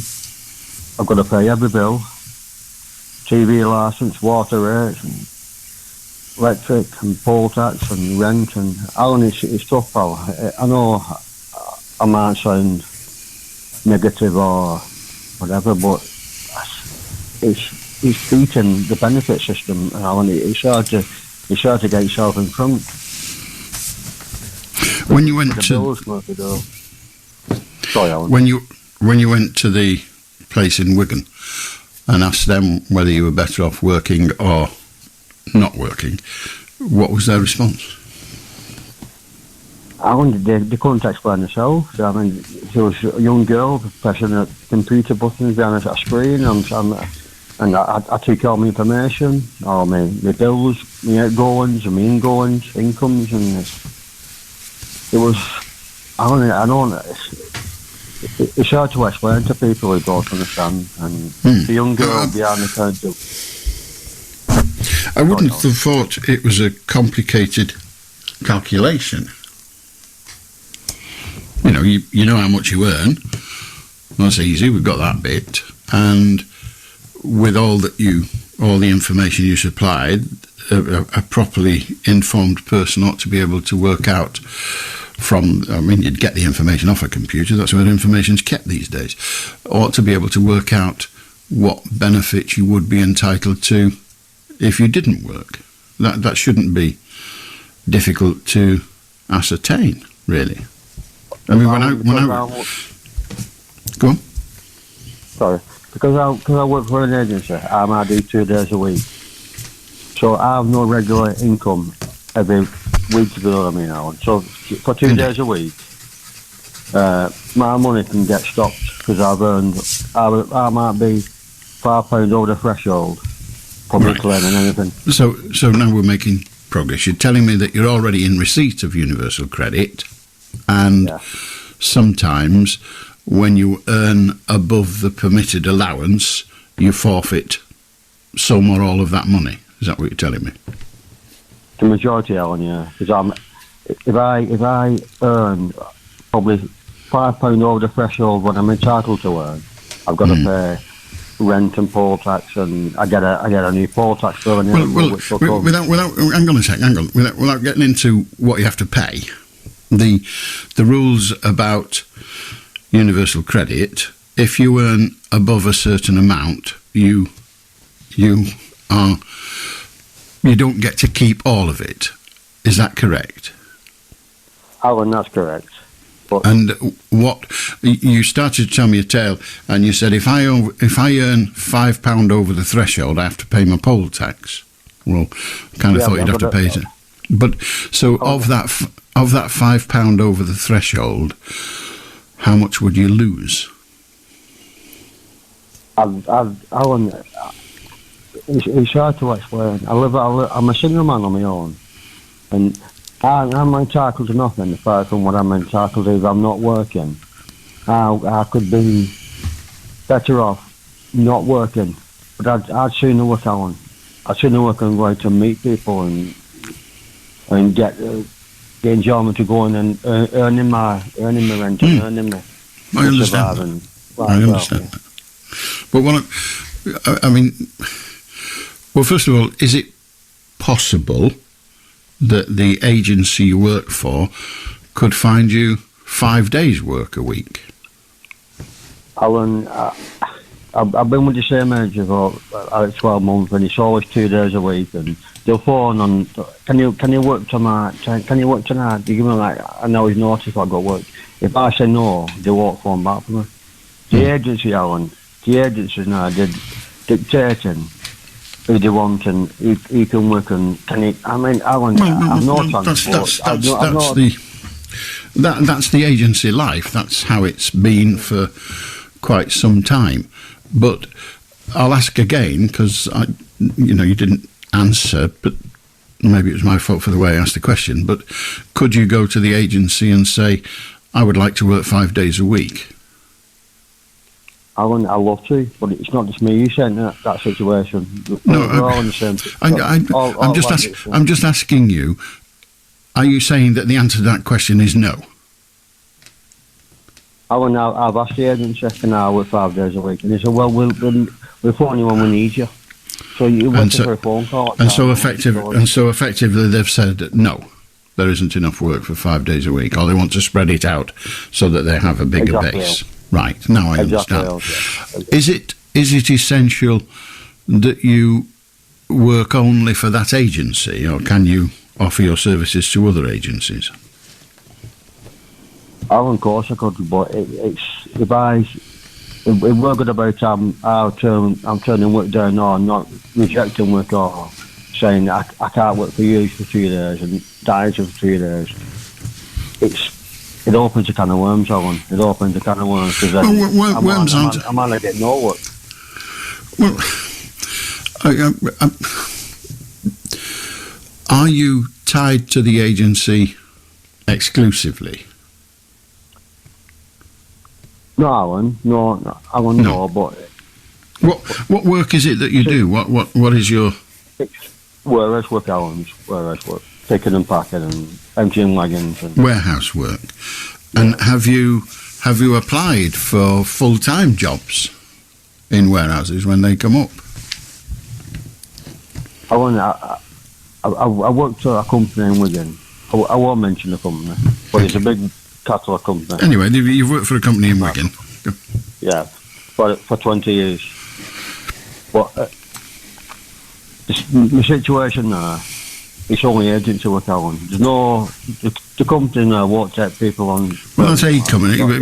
I mean, I'm just asking. I don't know. I'm not a warehouseman. I don't know. I'm just asking you whether there are ever full-time jobs for warehousemen advertised. Alan, there's not. There's not. No, there's not. Right, that's fine. No, okay. If all of them operate on an agency basis, I understand now. And you seem to say that working for two agencies or making yourself available to two agencies is, for some reason, not possible. It's not possible, Alan, because if I turn one agency down and they offer me a job day after, it's hard. Alan, it's hard. I know, Alan. I know. Alan, it's tough to explain. And Alan, it's £10.50 an hour, so I'm not on great money. No, but and again, when you go straight to universal credit, and my earnings are like £5 over that threshold, but I'm entitled to. And all the bills come through the letterbox. Okay. Well, I've tried this. I'll try this question before. Let us assume that you 1 week earn £10 more than the limit you're permitted to earn on your universal credit, how much would you lose of that £10? I'll lose everything, Alan, because I'd have to. The rent will go up and the poll tax will go up, Alan. The bill. How? I don't understand. If I earn more money, my rent doesn't go up. Alan, universal credit. My set earning universal credit is £630 a month. Now after that, I've got to pay. My rent is £350. So that leaves me £300 for a month. Well, okay. Well, let us just. £300. I'm having trouble understanding why, when you earn above the universal credit limit, your rent goes up. I don't understand that. Because I'm classed as working, I'm classed as earning. So, you know what I mean? I know you. My entitlement for universal credit. So are you saying that when you earn above the universal credit limit, some allowance you get towards your rent goes down, and therefore it stops, Alan. It stops. Yeah, it stops. Yeah. I get penalised. It doesn't. I've got to top the rent up, Alan. And if I've done 2 days a week with an agency, and I've got to pay my bus fare to get there and bus fare home, and I'm working, Alan. For 2 days, I'm working for about £20 a day, and then for that £20 a day, the rent goes up and the poll tax is up, and I get penalised because I'm working. So there's no easy way out or easy way in, you know what I mean? Now, and it's a catch-22. But I'd sooner work. I'd sooner go out and meet people. And so as well as getting universal credit, do you also get some kind of contribution from the state towards your rent? No one. I'm just in universal credit.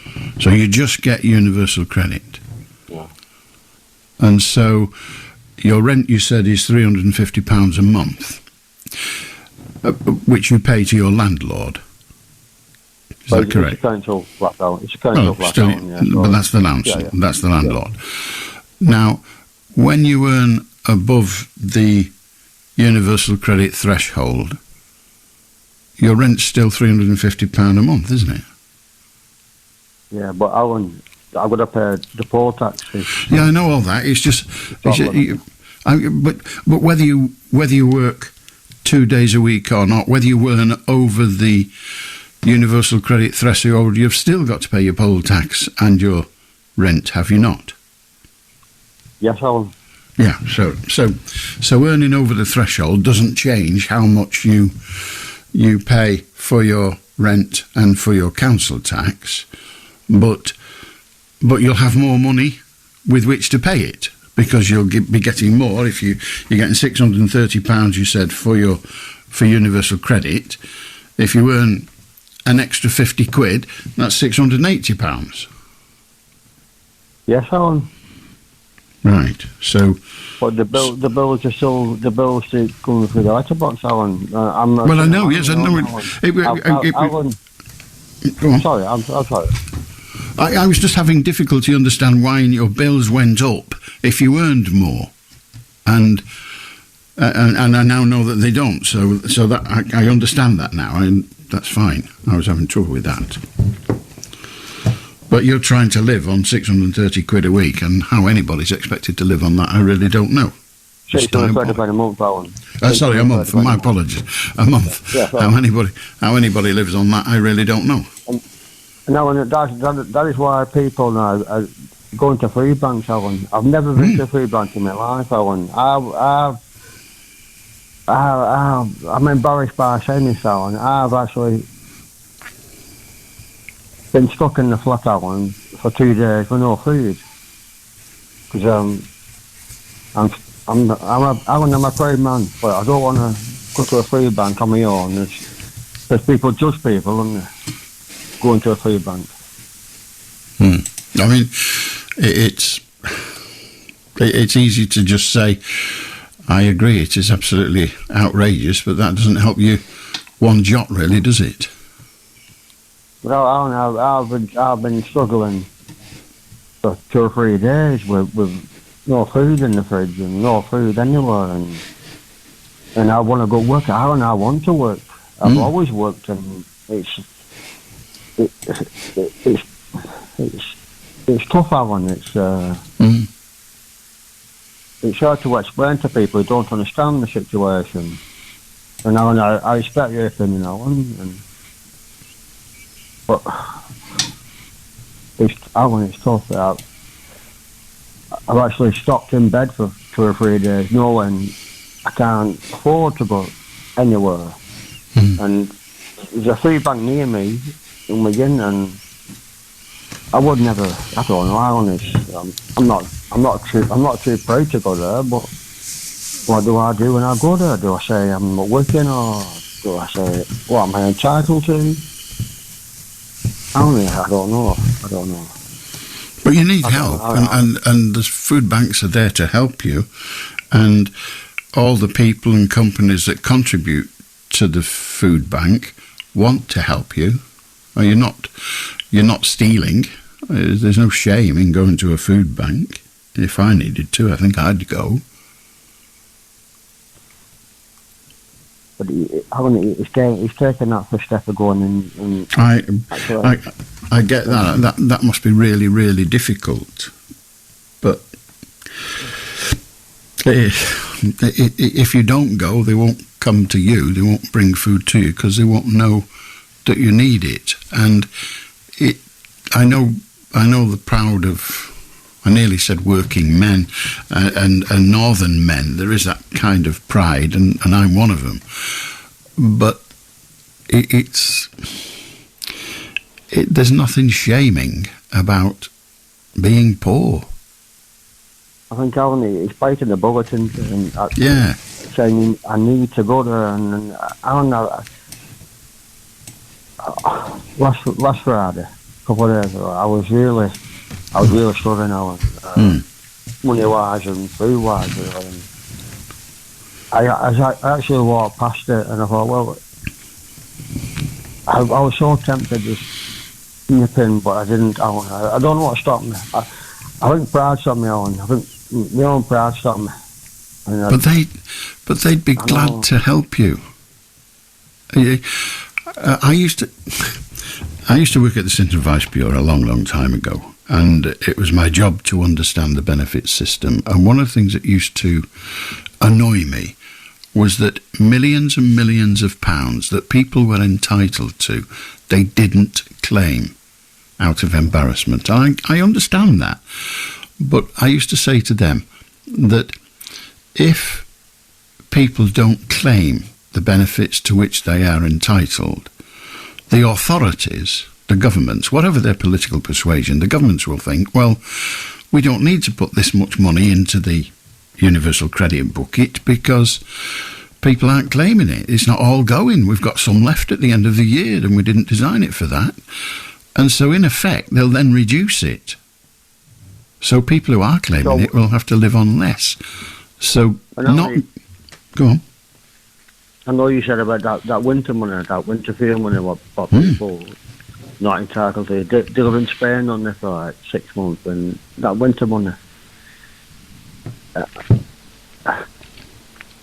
And I mean, a lot of it is, it's in a way, it's embarrassment. That's embarrassment with the bank. I understand that. I really do, and I can't say any more other than I understand. But if you don't go, then that's an issue for you. You need food and you haven't got any, and there's somebody prepared to give you some only for you turning up. It's not begging. You're entitled to it. That's the first thing. And the second thing is, if not enough people use the food bank, then the food bank will close, and those people who really need it will be lost without it. So, whilst it's embarrassing for you to claim it, if you claim it when you're entitled to it, you're actually helping for it to stay in existence. I know that sounds silly, but it's true. because it'll only stay there if it's used. I understand that, though. I know. So it's in your interest to go to the food bank when you need to, and everybody else's that needs to. But it's also helping to justify the food bank's existence, which then enables it to stay. You just imagine if the food... Just to survive and feed people who need food. Exactly. And if they don't use it, just imagine if you were one of the volunteers at a food bank and you stood there all day and nobody came. What would you do? You'd think, well, we don't need this anymore, we'll shut it. But it is needed. And it's needed by people like you. I agree with you, I agree. Well, don't walk past next time. Go in, please. Go in. And if you go in and you don't like the experience, well, at least you know. And when I walked past on Friday morning, there's a young girl outside, and she's like giving 3 cups of tea and coffee. And I thought to myself, that's a welcome. It's a nice welcome, isn't it? And yeah. I don't want to stop me going in. It might have been embarrassment. Well, of course it is, and I understand that. I really do. But needs must, and as I say, they want to help you. They're not saints, but they want to help you, and they go to a lot of trouble to get into a position where they can help you, and frankly, they want you in there. They're not thinking, oh God, look at these people coming in here, checking this food. They ought to be doing 20 hours a week, 40 hours a week. There's none of that. There's none of that. They work bloody hard to get that food there because they want to help you. And they're just volunteers, and they're just the people off the street, and yeah, they're just ordinary people. They're just ordinary people who've been dealt a better hand than you for a while. I mean, there are people working in. They're not judging nobody. Not by any means, not even nearly. Some of the volunteers at food banks started out using the food bank. Yourself, yeah. They know the situation now, don't they? They know the situation, what people are going through. And it's not... Sorry. It's not your fault you're in that position. And one more question now. One quick point before. The electric vouchers. I'm on a prepay meter. With a key top-up.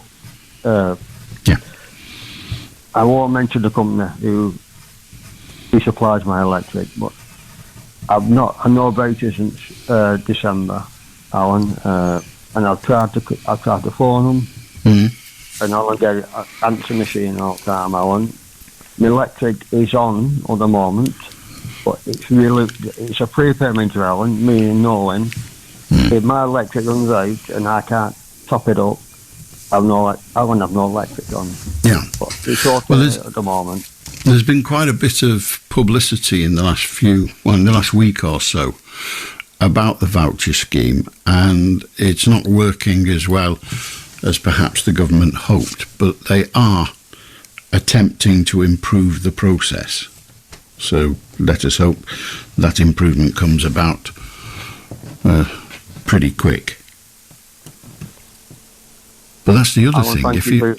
If you go into the food bank and you get some food, then that'll mean that that's some food that you won't have to buy, and that will be some money you can put on your electricity card. Thank you, Alan, for listening to me. Stephen, it's my pleasure. I hope you find it within yourself to go. I understand if you don't, but I hope you do. Have a good night. Good to talk to you, Stephen. 0800 218 2255. How did Gary? Hello, Alan. Hello, Gary. Will you turn your radio off, Gary, please? Yep. I just wanted to speak to you about the rights of people who have mental health issues and regarding the police and the validation of anything that they would report. Okay. I wonder what your thoughts might be on it. I don't have any at the moment because I don't have enough information on what you're asking me about. What do you mean, the validation? If somebody's got mental health issues, gets in touch with the police, and they're aware they've got mental health issues, is it just carte blanche that anything they're experiencing doesn't exist?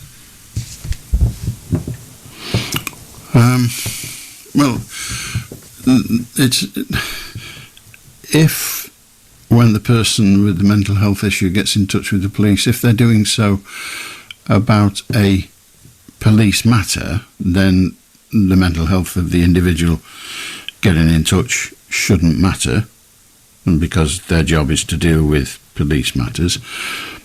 In essence, it's not the police's job to deal with mental health issues, but there are, of course, police matters that arise around people with mental health, just like people who are perfectly well. So, what sort of thing is it you're talking around? I think what I was alluding to is like people's rights, and if you're labelled with something, then your rights are eroded. My brother, supposedly he hung himself in a hostel, homeless hostel, and the circumstances around how it happened didn't fit well with me at the time, and it just seemed to be that because he had drug issues, then it's in the box and that's it.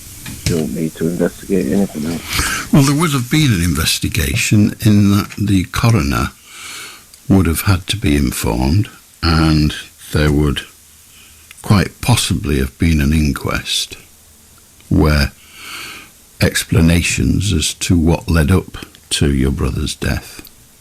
Yeah, there was, and it didn't correlate to anything that I was trying to convey to the police about the situation.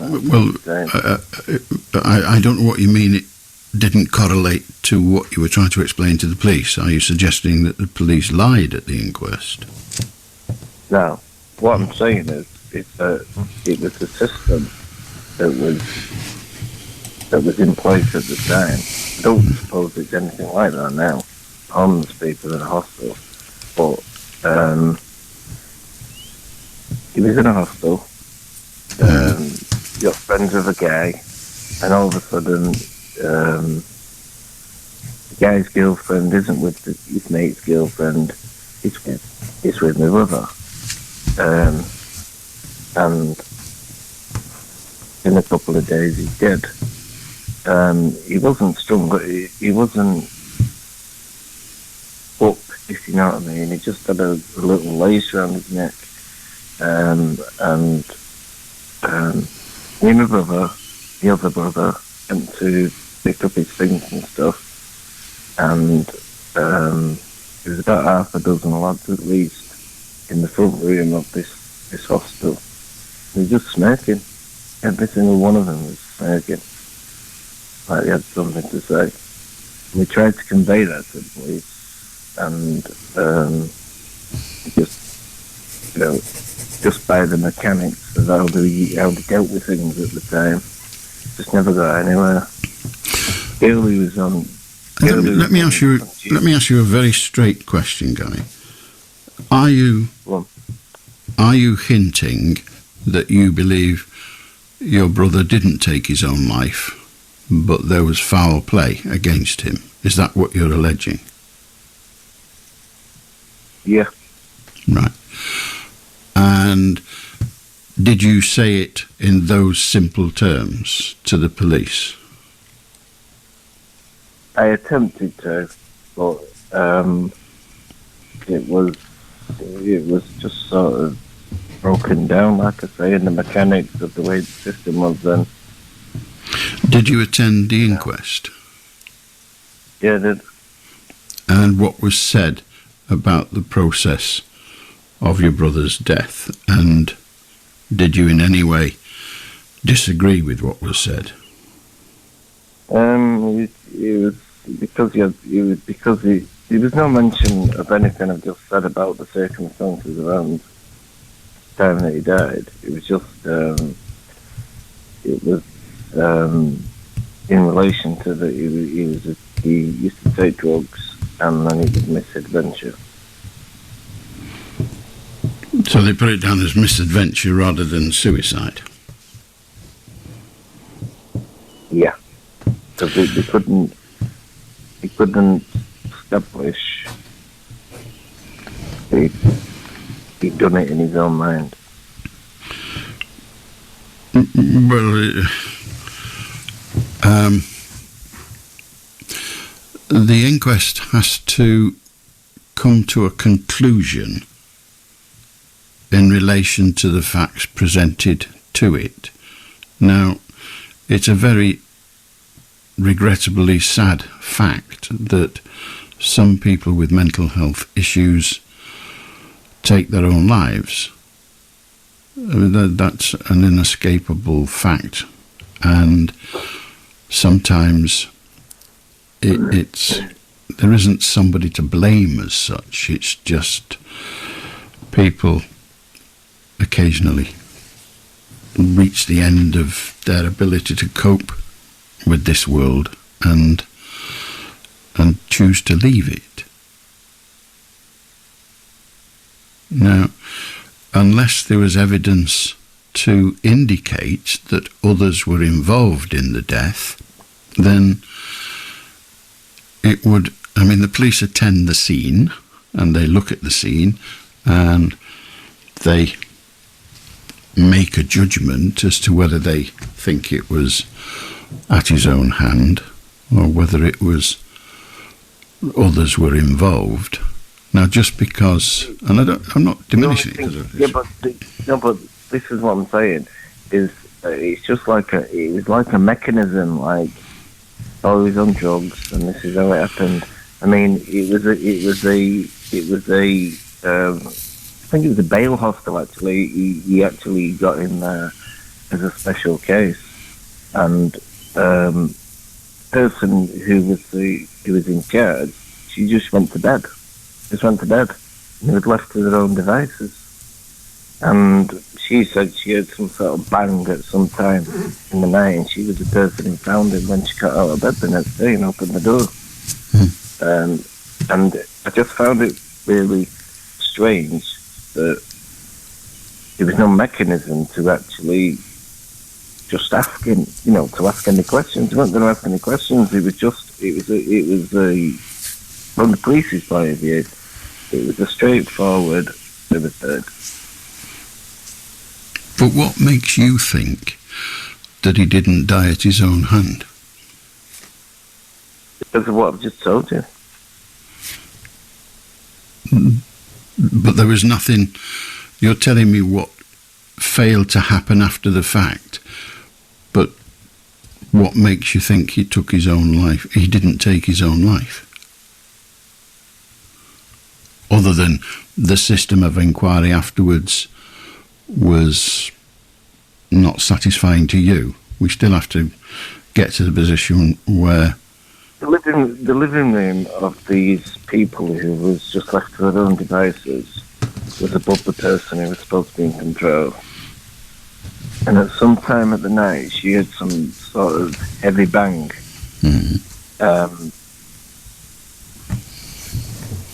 And as I say, he wasn't up. He was just sat against. Good night. For the BBC News at 1 o'clock, this is Richard Lawson.